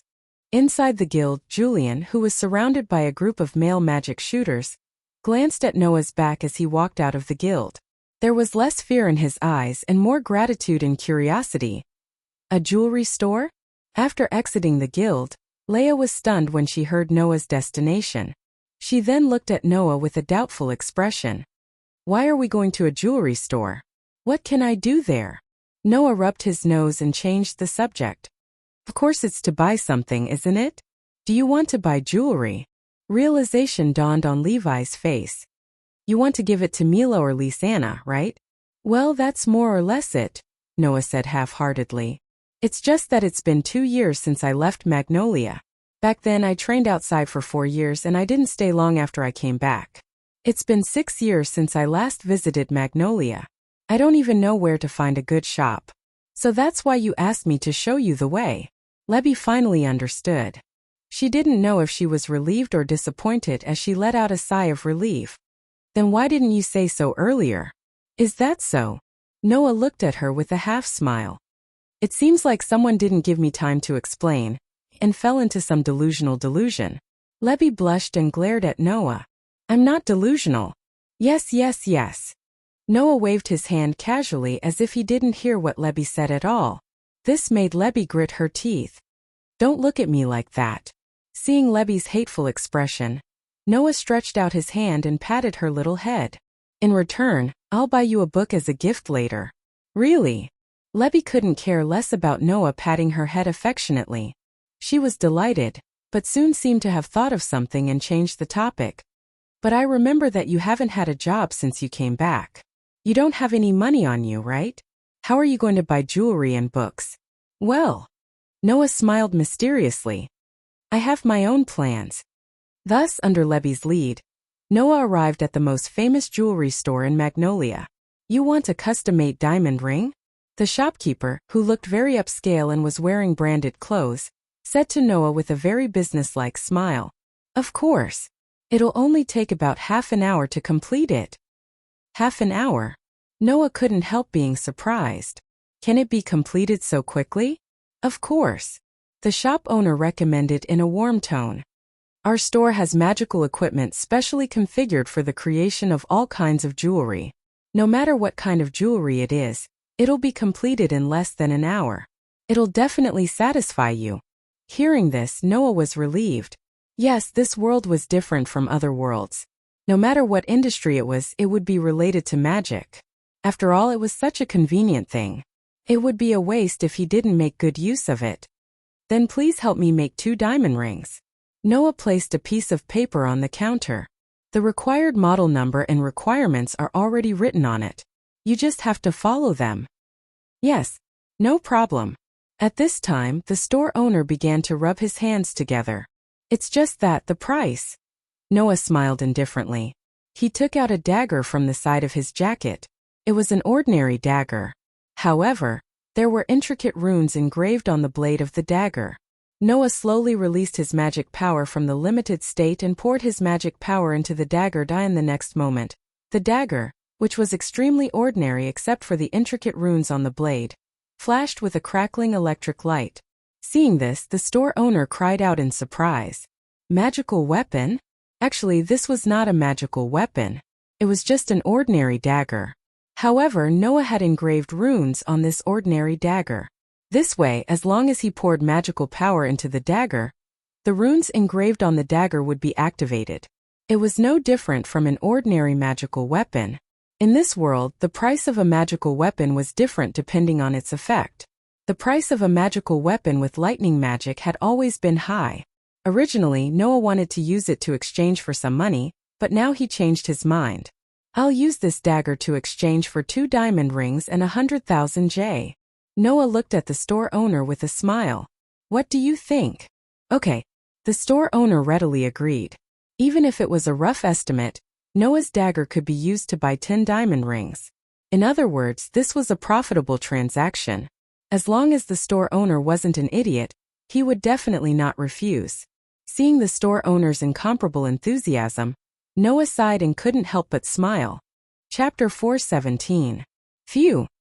When the shop owner entered the inner shop to start making rings, Noah heaved a sigh of relief and walked to Lebby, who was reading a new book with great interest at the side. I thought I would have to put in a little effort to persuade him. I didn't think it would be so easy. Although the price of a lightning magic weapon was not cheap, Noah was still here to buy something. Generally speaking, in this kind of formal shop, bartering was basically not allowed. At least, Noah had rarely heard of any shop in the other 3 worlds that supported bartering. Normally, one would have to buy it with cash. Therefore, even if the dagger had the same effect as a normal magic weapon after engraving rune on it, Noah still thought that he would have to put in a lot of effort to persuade him. It was even possible that he would have to sell the dagger before he could buy the ring. In the end, unexpectedly, it was not difficult at all. The most important thing in this world is magic. Therefore, the status of a magic weapon is very high. Lebby did not even lift her head from the book in her hand as she responded to Noah's words as if she was talking to herself. Moreover, the price of your dagger is definitely not low. That shop owner would not reject such a good deal. At this point, Lebby more or less felt a little regretful. Speaking of which, I didn't think that a weapon engraved with rune would have the same value as a magic weapon. It would be great if I could use rune magic. For Noah, engraving rune was not a difficult thing to do. Moreover, it was not some high-level rune that was difficult to engrave. Therefore, Lebby could imagine that if Noah specialized in engraving rune on weapons, he could transform all the normal weapons into magic weapons and sell them one by one. Then, even if he did not work in the guild, he could still become rich and would not have to worry about money. Noah was also inspired by the rune's magic defense system when he was rebuilding the guild. Only then did he think of using this method to earn money. He did not think that it would be so successful. However, in this world, or rather in every world, Noah was the only one who could use this method to earn money. After all, only Noah could pass through the barrier between worlds. Under the guidance of the world, even if he crossed worlds, he could still be in contact with the magic base plate of the Knight of the Magi and continue to use magic. If it was someone else, then there would be no way. This was also the magical effect of the sacred words passed down from Northern Europe. Just like in this world, Lebby's word-type magic couldn't achieve the same effect. If I knew that you had this ability, I would have bought 2 more books just now. Lebby looked at Noah angrily. It's rare that a new bookshop. The bookstore won't run away. Are you afraid that you won't be able to buy it in the future? Noah glanced at the bulging bag beside Lebby speechlessly. Also, in the end, didn't you buy those new books? I paid for them with my own money. Lebby sighed. Geez, I have to be more careful this month, or else I won't be able to pay for the accommodation at the end of the month. Hearing this, Noah did not know whether to laugh or cry.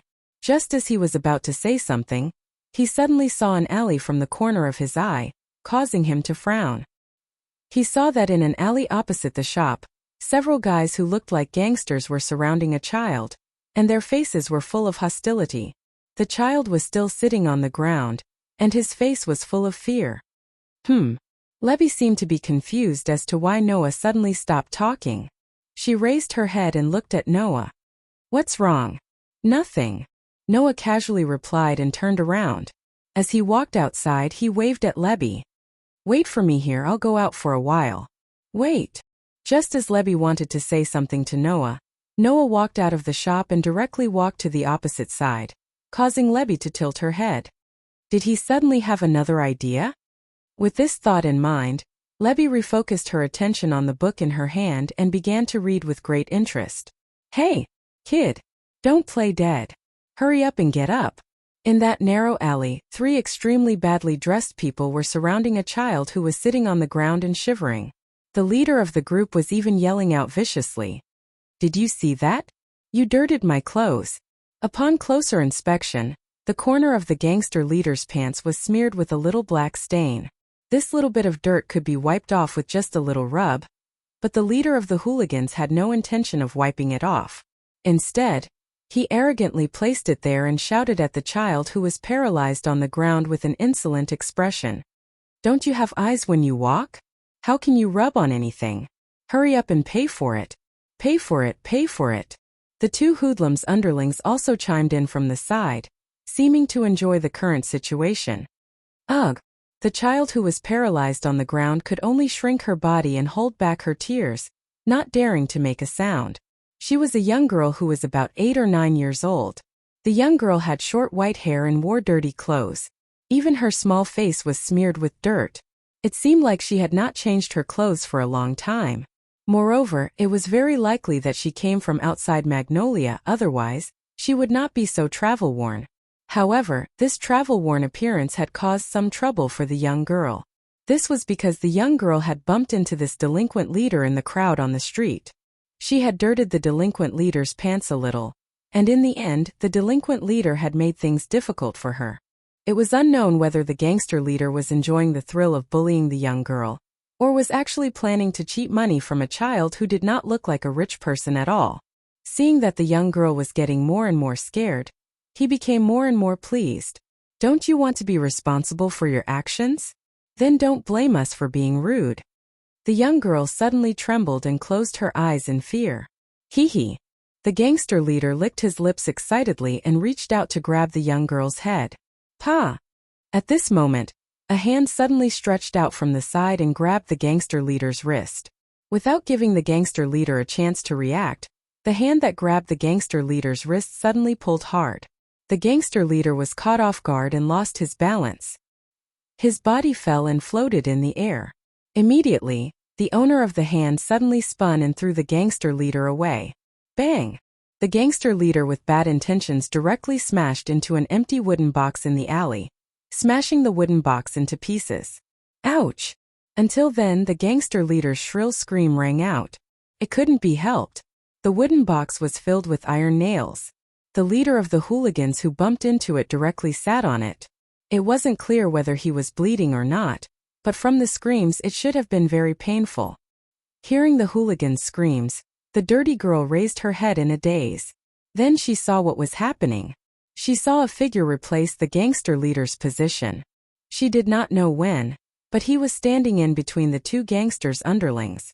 The newcomer was naturally Noah. Who is it? You bastard! Only then did the 2 hoodlums react. Just as they were about to make a move, they were swept by a frosty gaze. Suddenly, the 2 gangsters' underlings only felt their heads turn cold and their hearts turn cold.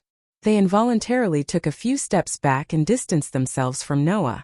To this, Noah only coldly said, "Scram! You!" One of the gangsters was enraged, but before he could do anything, the other gangster pulled him back and pointed at the back of Noah's hand. On it, there was a guild emblem that all residents of Magnolia would be familiar with. It was the guild emblem Fairy Tale. It's from that guild. Hurry up and leave. The 2 gangsters' faces were full of fear as they fled in panic. You guys. The leader of the hooligans who sat in the iron-nailed wooden box was so angry that he wanted to yell. However, when he saw the emblem on the back of Noah's hand, he immediately covered his buttocks and ran away while screaming inaudibly. Chapter 4:18. After a series of rolling and crawling, the 3 hoodlums all ran away in a sorry state. Not long after, they disappeared from Noah's sight. After the 3 hoodlums disappeared from his sight, Noah turned around and looked at the dirty white-haired little girl. When her eyes met with Noah's, the little girl couldn't help but jump in fright. She quickly shrank her body and spoke in a trembling voice. Thank you, sir." From the beginning, the little girl used honorifics that normal children would never use. It was not polite behavior, but a certain emotion in the little girl's heart that caused trouble. Inferiority. He didn't know what kind of life she had in the past, but there seemed to be a very strong sense of inferiority in the little girl's heart, causing the little girl to constantly place her status below everyone else. Thus the so-called Sir title was born. Although there was no proof, Noah inexplicably understood this point. At that moment, Noah couldn't help but slightly crouch down, and even kneel on one knee on the ground. He took out the handkerchief that Mira would secretly stuff into his pocket every day. He stretched out his empty hand, lifted the little girl's little face and gently wiped it. When Noah stretched out his hand, the little girl still had a frightened look on her face. But when Noah used extremely gentle movements to help the little girl wipe her face, the fear in the little girl's heart magically disappeared. This was not strange. In the world of the Black Bullet, Noah often took care of the children of the cursed child like a nanny. Thus, Noah had already mastered how to eliminate the nervousness, timidity, and fear in a child's heart. This gentle wiping action was one of them. After wiping the little girl's dirty little face clean, Noah was surprised to find that the little girl in front of him was quite cute. Moreover, the little girl's hair was white and did not go past her shoulders. Her appearance was at least 95% similar to Lysana's when she was young. If Lysana saw this little girl, she would definitely be very surprised, right? Not knowing the surprise in Noah's heart, the little girl nervously opened her mouth. Thank you, sir. It was the same sentence, but instead of fear it sounded more nervous. This caused Noah to recover from his shock. He smiled slightly and stuffed the handkerchief into the young girl's hand. What's your name? Me? The young girl glanced at Noah hesitantly. After a while, she responded with a mosquito's voice. My name is Xuanai. Xuanai? Noah couldn't help but smile. He gently rubbed the snow-white hair of the girl named Xuanai. This name suits you.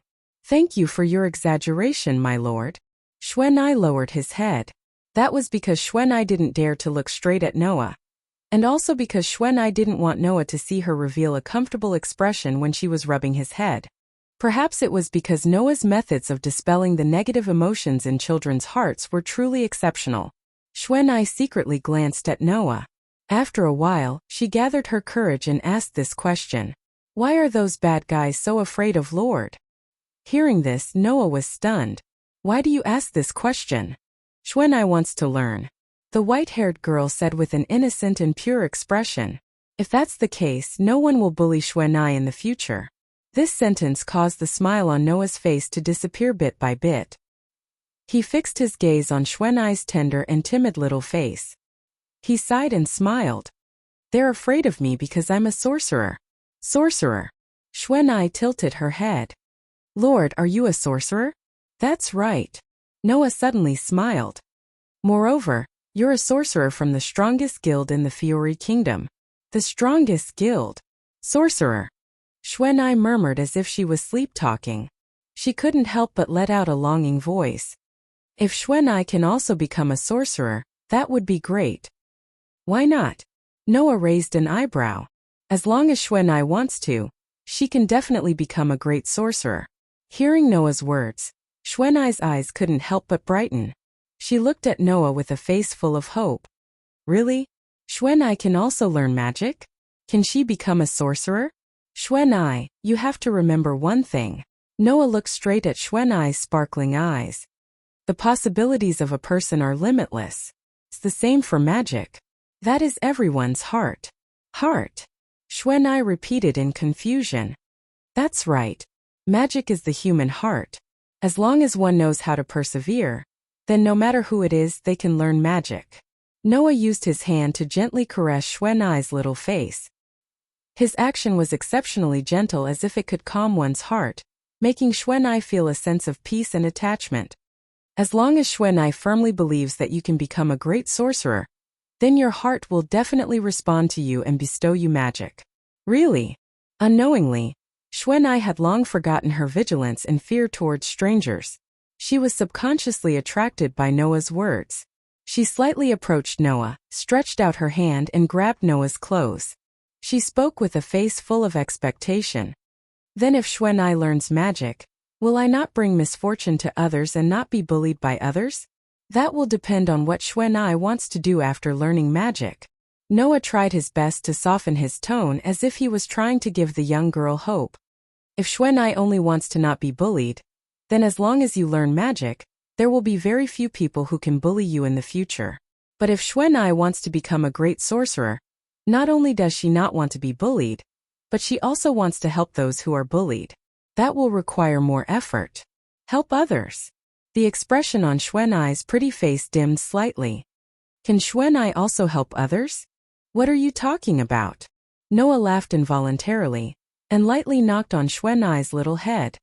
Don't forget, you have to believe that you can do it. Then your heart will respond to you and give you magic. Yes. Yes. Xuanai then remembered what Noah said before.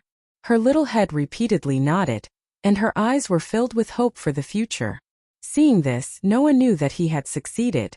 The young girl in front of him seemed to be the same as Alicia. She had a past that couldn't be described as beautiful, causing her to become quite inferior. Noah wanted to let Xuanai's heart have a little more hope for reality and the future, so that she would have more motivation and live a better life. Seeing that you are so obedient, I will give you some gifts. Saying this, Noah took out two things and placed them in Xuanai's little hand. It was a money bag and a key. The money bag was just exchanged from the jewelry store owner, with a dagger engraved with runi. There were 100,000 J coins inside. The key was the Star Soul key. It was given to Noah by Lucy when Noah returned to this world, before returning to the guild with Alicia, Naz, Gray, and Lucy. Noah originally wanted to use this key as a talisman, but now if he gave it to Xuanai, perhaps it could let Xuanai sign a contract with the Star Soul and awaken the Star Soul magic. Use them well, Noah said softly as he put the money bag and key into Xuanai's hand. I hope that the next time we meet, you will have become a great sorcerer. Leaving this sentence, Noah stood up, patted Xuanai's little head, turned around and left without any reluctance. My lord. Xuanai, who had been staring at the money bag and key in her hand, finally recovered from her absent-minded state. She quickly got up and shouted in the direction of Noah. Please tell Xuanai, what is your name? As soon as the voice fell, Noah's voice reverberated in Xuanai's ears. My name is Noah, goodbye little Xuanai. With such a sentence, Noah walked into the opposite jewelry store and disappeared from Xuanai's sight. Xuanai stared blankly at the direction where Noah disappeared. After a long time, she lowered her head and looked at the money bag and key in her hand. She held them tightly in her arms and murmured as if she had found the most precious treasure. Noah, my lord. In the mood of worrying about gains and losses, Xuanai couldn't help but think of Noah's words just now. The sorcerer of the strongest guild. Tightly holding the money bag and key, Xuanai showed an unprecedented determined expression. In the future, I will also join the strongest guild and become the sorcerer of the strongest guild. Chapter 419. When Noah returned to the jewelry store, the shop owner, who had been forging rings in the inner shop, had already appeared. Levi had put away her book and seemed to be discussing something with the owner. She only heaved a sigh of relief when Noah returned. Great, I thought you wouldn't come back. You're exaggerating, aren't you? Noah rolled his eyes at Layla. Immediately, he shifted his gaze and looked at the shop owner who was full of smiles as he inquired. Is it done? Yes, sorry to keep you waiting. The owner handed two decorated boxes to Noah. Please take a look and see if it meets your requirements. Noah and Levi shifted their attention to the two boxes, and their eyes lit up at the same time. The lid of the box was open. Therefore, Noah and Levi could clearly see the contents of the two boxes. They were two extremely exquisite rings in all aspects. Both rings were of a pure silver-white color. The ring was slender and at first glance, it was obvious that it was a more feminine design. The ring was inlaid with a diamond that was neither too big nor too small. Under the sunlight, it shone with a dazzling arc like a pearl, but it was even more dazzling and attractive than a pearl.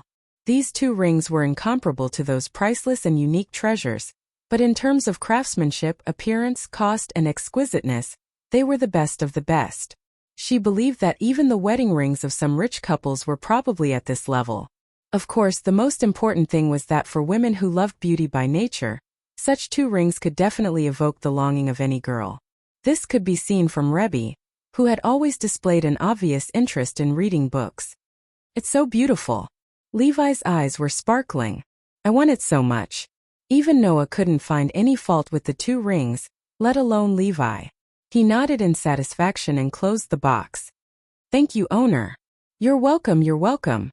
The restaurant owner rubbed his hands and said to Noah enthusiastically, if you have any requests in the future, please continue to visit our store. We will provide you with the best service and products. Of course. Noah nodded with a smile and walked out with the 2 boxes in his hands. He couldn't hide his joy. Just as Levi was about to follow him, she noticed that the shopkeeper was wiping a tiny diamond on his sleeve. That diamond was not as exquisite as the diamond inlaid on the 2 rings on Noah's hand. At first glance, it was obvious that it had not been specially polished. Levi rolled her eyes when she saw the small diamond. She seemed to have understood something and curiously moved her face closer to the owner. Is that the diamond left over from the polishing of the 2 rings? Yes. When I was making it, I thought I would need more, so I cut a little more. In the end, it was left over. The shop owner seemed to be overjoyed. It's a little small, but if you polish it well, it can be made into a high-priced ring. Is that so? Levi said with a smile. Then, give me this small diamond. The shopkeeper was stunned. He did not expect Levi to make such a request out of the blue. That's the diamond left over, right? It's also my companion's property. Levi reminded him out of kindness. If you let him know that you still have such a diamond left after forging the ring and haven't given it to him, then my partner will definitely think that you are cutting corners. Then, next time, he will definitely not bring you the same business. Even that dagger may be taken back. Don't. Only then did the shopkeeper realize what was going on. He let out a hollow laugh and handed the tiny diamond to Layla reluctantly. I just forgot about it. Please pass it to that person. I will. Levi replied cheerfully. She took the diamond and skipped out of the jewelry store. Afterward, Levi put the tiny diamond into a pouch that looked like an amulet. She tied the pouch with a red string and hung it around her neck. As for why she did that, perhaps even she didn't know. Night came quietly. Lying on the bed in his room, Noah held a box in one hand and opened the lid of the box. He started to observe the 2 delicate rings once again. As if it was planned, the door to Noah's room was pushed open. Mira and Lisanna entered at the same time. Noah, big brother Noah. Come in. In the 2 years that Noah had left Fairy Tale, Mira and Lisanna had helped him clean his room almost every day. They had long regarded Noah's room as their own and wouldn't have any restrictions. With their current relationship with Noah, they didn't need to care about anything when they entered their sweetheart's room. Therefore, with just a simple greeting, the beautiful sisters of the Strauss family entered Noah's room as if they were entering their own room. It's already dark. Why are you here? Noah hurriedly got up from his bed and looked at the sky outside the window. He then looked at Mira and Lisanna with a reproachful gaze. You 2 are already tired today. Why don't you go home and rest? Due to the turmoil in the magic world, it wasn't just Fairy Tale. As long as the guild had the ability to go on a punitive expedition against the Dark Guild and the Order of Magic, they would be in a period of eruption of requests. The emergence of the Dark Guild and the Order of Magic in various parts of the Fiori Kingdom had greatly affected the local residents. They were even a threat and danger. Many residents were in a state of panic and secretly issued requests to various guilds to invite archmages to annihilate the Dark Guild. Mira was a retired S-rank magic shooter from the Fairy Tale.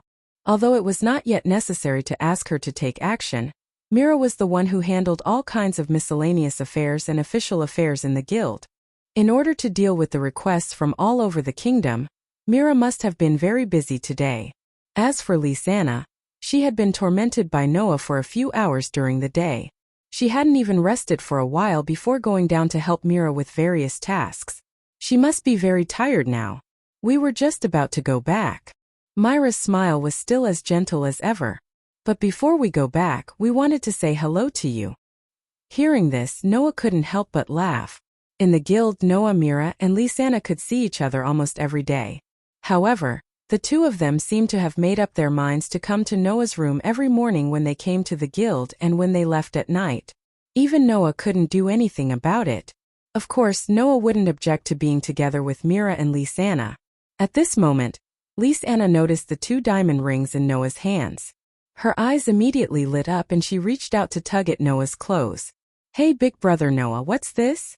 After hearing what Lysana said, no matter how natural Mira was, it was impossible for her not to notice it. When she saw the 2 exquisitely crafted diamond rings, her expression immediately brightened. This made Noah sigh. As expected, women are unable to withstand the test of the charm of a diamond. With this thought in mind, Noah rolled his eyes and replied with a spurious smile. "Of course, this is for when I propose to my future bride." "Propose?" Mira and Lysana glanced at each other. Their eyes were nailed to the 2 rings, and they couldn't take their eyes off them. If the 2 girls had only seen the rings as something they liked before, then now they were looking at the most precious treasures of their lives. Even their eyes were shining. Seeing this, Noah mischievously closed the lid and said, "You have to keep them safe. I have to keep them safe and take them out when I need to propose in the future." No. At this moment, whether it was the gentle Mira or the cute Lysana, both of them cried out in alarm and pounced on Noah without caring about their image. In an instant, the 2 girls were in a mess on the bed, fighting for the 2 small boxes with all their might. It lasted until the middle of the night before the persistent Mira and Lysana won. Chapter 420. Fiancé. The next day, in the hall on the first floor of Fairy Tale, all the magic shooters of Fairy Tale were stunned when they saw Mira and Lysana hugging Noah's arm tightly. Noah was surrounded in the middle with a blissful expression on his face. This was because Mira and Lysana had ignored Noah's dissuasion and hugged Noah's arm tightly while informing the entire guild of this shocking news. This caused an uproar in the hall, and then a sudden silence in the next moment. Fiancé? Naz, Gray, Hubby, and the others were all dumbfounded. Fiancé? Too? Lucy and Levi opened their mouths wide in shock and couldn't react at all. Mira and Lysana? Alesha's eyes widened and her mouth formed an O shape. She pointed at Noah, Mira, and Lysana with trembling hands. "In other words, you're going to get married?" "No, we don't plan to get married so soon," Noah quickly said. He couldn't help it as the atmosphere was too awkward for him. "It's just that we plan to get engaged first and get married later." Get married. Alesha muttered absent-mindedly. After a while, she seemed to have thought of something and smoke suddenly appeared in her head. Even her fingers were fidgeting. I'm not mentally prepared yet." No, they're going to get married, not you." All of the magic shooters in Fairy Tale complained in unison. At this time, the one who felt the most incredulous was Makarov. At this time, the wine glass in Makarov's hand fell to the ground. He staggered in front of Noah, Mira, and Lysana and asked with an extremely ugly expression that looked like he was crying and laughing at the same time. "Getting married? Noah? My grandson? Marrying Mira and Lysana?" "Yes." The smile on Myra's beautiful face was still gentle, but it was much brighter than before. She even raised her hand with the diamond ring and showed it to everyone. "Yesterday, Noah proposed to us, and the answer we gave was okay." "Eh?" Levi exclaimed in surprise. "So that ring is for a marriage proposal?" "Grandpa." Noah's gaze met Makarov's. The awkwardness in his heart had long disappeared, and only warmth filled his heart. "I'm really going to get married and have a family." Have a family. Makarov lowered his head and shoulders trembled. After a while, he suddenly burst into tears. "Guild leader." All the magic shooters in the guild were shocked. Grandpa's face. "My grandson is finally going to start a family." Makarov cried out in joy. "Moreover, there are 2 of them." Hearing this, the sorcerers in Fairy Tale understood that Makarov's reaction was only because he was too excited and moved. "Grandpa." Noah didn't know whether to laugh or cry. "That being said, we're just getting engaged first. As for when we'll get married, we'll discuss it later." Let's get engaged first. Makarov was already speaking incoherently. "When we get married in the future, we must hold the grandest wedding in the entire Fiori Kingdom. Only then can we show the prestige of the next president of Fairy Tale." Guild leader. This time Lisanna was a little shy. You made your decision too quickly. Although she said so, Lisanna's face was full of longing. She was obviously looking forward to her wedding, or rather, she was looking forward to the moment when she became Noah's bride. Lisanna. Beside her, Myra's pretty face was also slightly red, but she still quietly tugged at Lisanna. You have to call me Grandpa in the future. Lisanna was even more shy. That's really too fast. It's okay, it's okay. It doesn't matter when you call me Grandpa. Makarov laughed with tears in his eyes. In short, we're having a banquet today, to celebrate my grandson's engagement. Oh. Although Nazi, Gray, and the others were still very surprised, they still cheered enthusiastically and gave their blessings to their childhood best friend. Congratulations, Noah. Gray hugged Noah's neck and laughed. You rascal, I didn't expect you to get married so soon. You're really hateful. Although I don't quite understand. Nazi put his hands on his waist and laughed loudly. But still, congratulations, Noah. Hey, Nazi. Hubby was frightened by Alusha's appearance and flew in Nazi's direction. Alusha has become very strange. Get married, get married. Alusha's head was still smoking and she was in a crash. Damn it. As for the rest of the magic shooters from Fairy Tale, they let out tragic cries of grief. Oh, Armila sauce. Hey. Is no one complaining? Lucy felt that her whole body was not good and could not help but remind them loudly. Noah is going to marry 2 people. Two people. 2 people is good. 2 people is good. Makarov was so happy that he lost his sense of direction. But it was not strange. Although Noah was not Makarov's biological grandson, Makarov did not regard Noah as an adopted grandson at all. After all, Lax's was already like that, and Noah was quite capable. Whether it was strength, temperament, intelligence, or methods, there was nothing that was not outstanding. Makarov had always been proud of him. Now such a grandson was going to get married? As a grandfather, how could Makarov not be happy? In addition, the other party was the extremely popular masked lady Mirajeni and her sister Lisanna, who was not inferior to her elder sister in the slightest. These 2 treasures of the guild, Makarov loved them dearly. If it wasn't for the fact that the other party was Noah, perhaps the first one to stand up and object would be Makarov.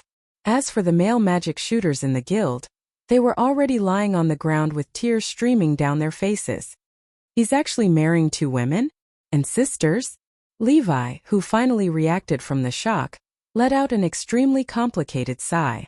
This is the first time I've heard that someone other than a king and a noble would marry 2 people at the same time. Although there was no such thing as monogamy in this world, people tacitly agreed that there was only one person to marry, even if it was a wealthy businessman. Take Lucy for example. Lucy's father was a rich man, but he had only married Lucy's mother from the beginning to the end. So far, there had been no news of him marrying a second person. And generally, those who would marry more than one person were either the king of a country or some nobles whose status was only below the king. It was not impossible for ordinary people to marry 2 people, but it was really rare. But no matter what, the moment the rings were put on Mira and Lisanna's hands, this fact had already been decided. It also meant that Mira and Lisanna, the sisters, had truly begun to accept reality and serve a man together. Regarding this, the happiest people were Jet and Troy. Good. Jet shouted. That's great. Noah. Troy also exclaimed excitedly. We support you. This way, the chances of Levi joining the pirate ship would be infinitely reduced to 0. How could Jet and Troy not support him? Unfortunately, nothing was absolute in this world. What would happen in the future would only be known in the future. Ever since I was young, I've always felt that you're not a simple man. I didn't expect you to really do it. Kana, who had returned from her mission, giggled as she raised her glass. Well, anyway, let's drink. Grandpa, where's Elfman? Noah rubbed his nose, ignoring the mockery and complaints of the people around him as he asked Makarov. Elfman hasn't returned from his mission yet? When I received the report in the morning, he said that he was already on his way back. Makarov patted Noah's shoulder. His old face flushed red. When he comes back, you should tell him about this in person. Noah nodded heavily, apologizing in his heart. I'm sorry, Elfman. I'll take care of your elder and younger sister. Chapter 421. Pa. Not long after returning to Fairy Tale, Elfman, who had just put down his luggage, dropped the wine glass that he had just picked up onto the ground with a crisp sound. However, Elfman didn't notice it at all. He stared blankly at Noah, Mira, and Lysana. His resolute face was filled with shock, bewilderment, and disbelief. Although the sorcerers in Fairy Tale behaved the same way at the beginning, Noah could not hide his awkwardness when he was faced with the same behavior again, especially when it was Elfman. That was only natural. No matter who it was, they would react the same way as Elfman when they heard that someone was going to marry more than one of their family members. It was because of this that Noah felt so awkward. If he was only marrying one, he wouldn't have to feel guilty. The problem was that Noah wasn't marrying one, but two, and they were marrying the older and younger sisters of Elfman. Fortunately, it was Noah who told Elfman that he was going to marry his older sister and younger sister. If it were anyone else, Elfman would probably be waving his fist. Compared to Noah, Mira and Lysana were calm. They wore gentle and cute smiles respectively as they gazed at Elfman. They seemed to be enjoying Elfman's reaction. Phew! After some time, Elfman let out a heavy sigh.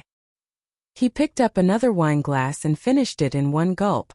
Then, he looked at Noah sternly. Noah, I've always thought that you're a man. Is that so? Noah couldn't help but reveal a puzzled expression. But why don't I feel happy about your praise at all? That's what a man is. Elfman used a theory that no one else could understand as he stared at Noah. That's why, as a man, Noah teasing another man is absolutely unforgivable. Upon hearing that, Mira and Lysana couldn't help but giggle. Only Noah let out an understanding sigh. It was understandable that Elfman couldn't believe it, wasn't it? Elfman, Mira said softly as if she was trying to console her younger brother. You can't doubt the words of others. It's very rude.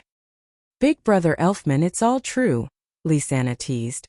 Big sister Mira and I are going to become Noah's brides. You can't object even if you want to. That's what a real man is. Elfman's tan face was covered in sweat as he said this. That's right. A man has to be able to accept everything. A man has to be able to marry two wives. A man has to marry the same man. That's what a man is.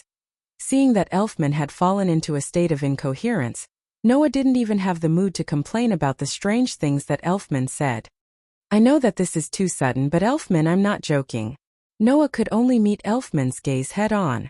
Although I haven't decided when, I will definitely take your sisters away from you forever. That's a fact. Saying that he would take Elfman's sisters away from him forever was more or less an exaggeration, but it wasn't entirely false. Although he had thought of all sorts of possibilities, Noah only wanted to use this to express his determination. That was because Noah knew how important each other's existence was to Mira, Elfman, and Lysana. Ever since they were young, the three of them had relied on each other for survival. In the lives of these three siblings, their father and mother, who had long ceased to exist in their lives, were not even as important as each other. The three of them used to live in the same village, but because Mira had awakened the demon's magic, she was chased out of the village. Later on, in order to survive, they ran to all corners of the Fiori kingdom and even joined Fairy Tale. The three of them had never left each other's side. Therefore, to Elfman, his elder sister and younger sister were definitely the most important thing in his life without exception. To Mira and Lysana, Elfman's status as a family member was also the most important. He was even on par with the person they loved the most, which was Noah. Therefore, since Noah had decided to get engaged to Mira and Lysana first, and would definitely marry them in the future, he didn't want to face Elfman with a perfunctory attitude. Mira and Lysana seemed to understand Noah's thoughts. They both shut their mouths and chose to watch from the side. They looked at Noah and Elfman with extremely gentle expressions, showing the most complete trust. The two men in front of them, one was their lover, and the other was their most important family member. Therefore, Mira and Lysana believed that the two men wouldn't make a decision that would disappoint them. Elfman seemed to have seen Noah's seriousness from Noah's attitude. He finally snapped out of his messy state and scratched his head in frustration. Although I've already seen that my sister and Lysana's attitudes towards you are different, I didn't expect them to choose to marry you in the end. Elfman crossed his arms and looked at Noah with a sharp gaze that he would never use in the past. As a man, Noah, I only want you to promise me that you will protect my sister and sister with your life. Can you do that? Hearing this, Noah smiled. His smile was strangely arrogant. Is this the first day you've known me? Noah didn't give any promises, nor did he make any vows. Elfman smiled as well. That's a real man. Seeing this scene with their own eyes, Mira and Lys-Anna revealed gentle smiles. As expected, these two men wouldn't disappoint them. At this moment, Elfman suddenly changed the topic. Then, should I call you brother-in-law or brother-in-law in the future? This one sentence made Noah, Mira, and Lys-Anna choke at the same time. None of them had thought of this question before. No matter what, today was a happy day. Just like a festival, all the banquets in Fairy Tale were destined to last for the whole day.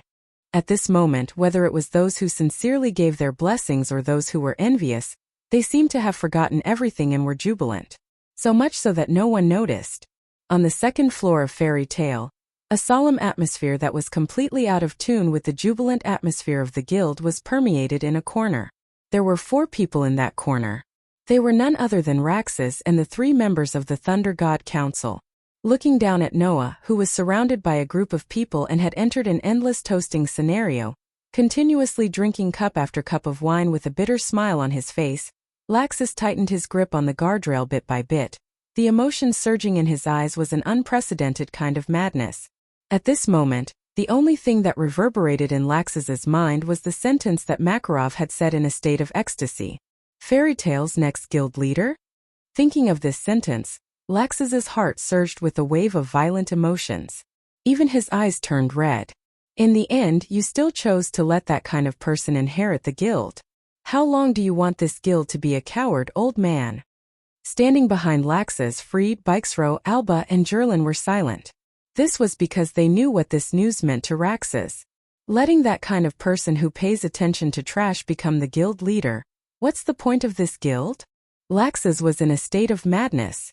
This guild doesn't need weaklings. Since you don't understand, let me tell you. Chapter 422. It wasn't until the sky had completely darkened that the sounds of jubilation from Fairy Tale finally stopped and disappeared without a trace. Kacha? In a room on the top floor of Fairy Tale, the door was opened with a soft sound. Mira and Lys-Anna each held one of Noah's arms and carefully helped Noah, who was walking a little unsteadily, into the room.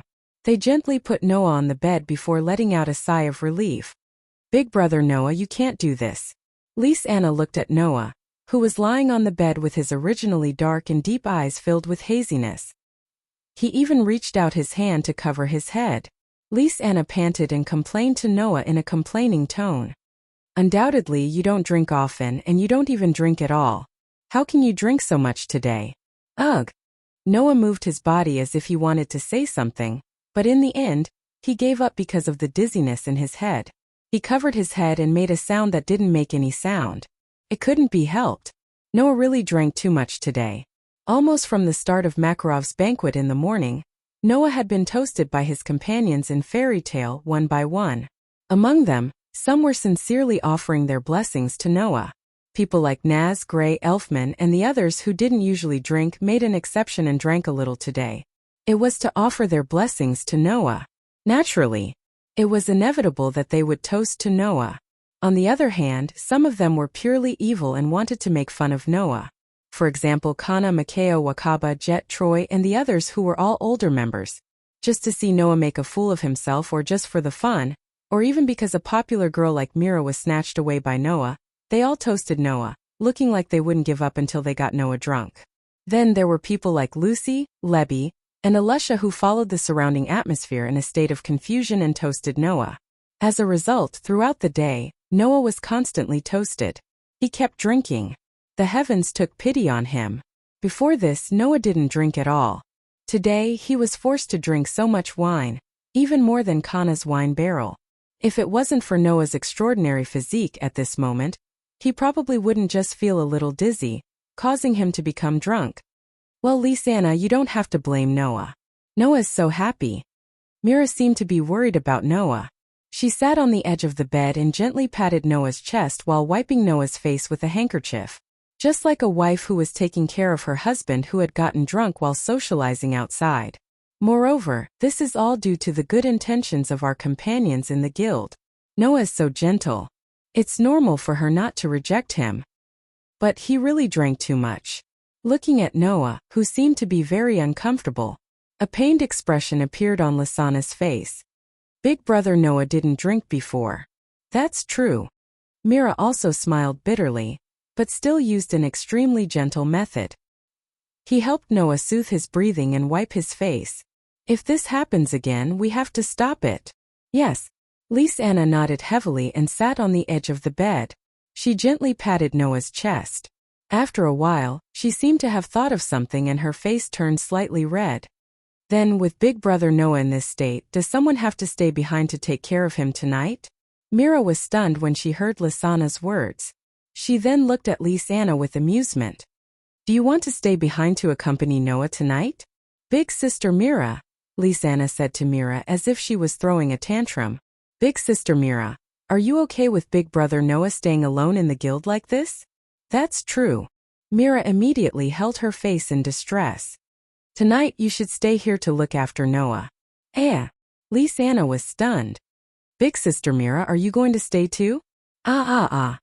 Mira blinked her beautiful big eyes. Or do you want to stay here alone and do something with Noah that I can't see? No. Lisanna felt a little guilty. In fact, Mira was also feeling a little shy. Being alone with Noah. This pair of sisters who were infatuated with Noah would definitely be happy to see that. However, if they were alone, it meant that they could do something that only lovers could do. Women all yearned for the love of their beloved men. Both Mira and Lisanna yearned for intimacy with Noah. However, this pair of sisters seemed to have thought of something that was not suitable for children, and raised the level of intimacy by many levels. That was why they became shy. Although they knew that the other party had already given their hearts and minds to Noah, neither Mira nor Lisanna revealed this matter. They deliberately pretended to be confused. If they were to reveal it openly, it would be too embarrassing. However, the two bashful girls didn't know how tempting their blushing and bashful appearance was to a man who had already tasted their beauty and fallen into a half-conscious state. With two short screams, Mira and Lisanna felt themselves being pulled by someone. Then with a forceful tug they fell to the ground.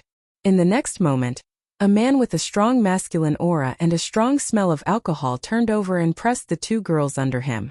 His body temperature rose slightly, causing his body to be scorching hot. Noah, brother Noah? Only then did Mira and Lisanna react.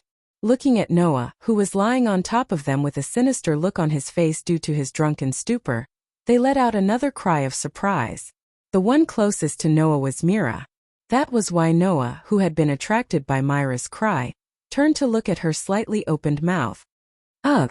Shortly after, a pained sound came from Mira's mouth. It was the sound of Mila's lips being roughly covered by Noah's mouth. Ugh! Mira subconsciously closed her eyes, but she did not forget the fact that her younger sister was watching. She immediately whimpered in an attempt to avoid Noah's kiss. However, before she could succeed, her lips were pried open by a skillful force, and her tongue was captured. Ugh! Mira's body trembled slightly, and she was at a loss for what to do. Sounds of lips and tongue intertwining could be heard from the corner of her mouth. Lisanna, who saw all this, was stunned and could not react at all. With 2 layers of clothes between them, Noah could clearly feel the softness of their bodies. Coupled with the fact that he was touching Mira's lips and tongue, an indescribably wonderful feeling was transmitted to Noah's nerves along with the fragrance of a young girl. Noah captured Mira's delicate tongue and entangled it even more tightly with it. Mira could only use a strength that could not even kill a mosquito, as if she wanted to break free from Noah's intimacy. However, her cheeks were already flushed red, and her body trembled subconsciously. Her large breasts were pressed tightly against Noah's body, and she subconsciously used her tongue to cater to him while gently twisting her body. This kind of inadvertent seduction naturally made Noah's emotions even more aroused, and he became even more engrossed in the kiss. Soft gasps could be heard from Noah and Mira's lips. Noah had already entered a state of intoxication from the double meaning, and he could not help but feel a wave of heat surge up his body. He held Mira and Lise Anna tightly in front of him and reached for their soft breasts, kneading them. The two sisters of the Strauss family trembled heavily at the same time. Ugh! Mira, who was being hugged and kissed, could only let out an unclear trembling sound. Lise Anna, who was lying under Noah in a daze, let out a clear cry. The feeling of her chest being ravaged made her react, and she realized what kind of situation she was in. Her beautiful face suddenly became incomparably red, and she got up in a panic. Big brother Noah, don't! Mira and Lise Anna had never tried to serve Noah in the true sense of sisters. Now that they were aware of Noah's intentions, the two sisters were panicking. However, no matter how panicked they were, they could not escape from tonight's situation. Not long after, the clothes of the two girls fell to the ground amidst a series of delicate cries. The sound of panting sounded like music.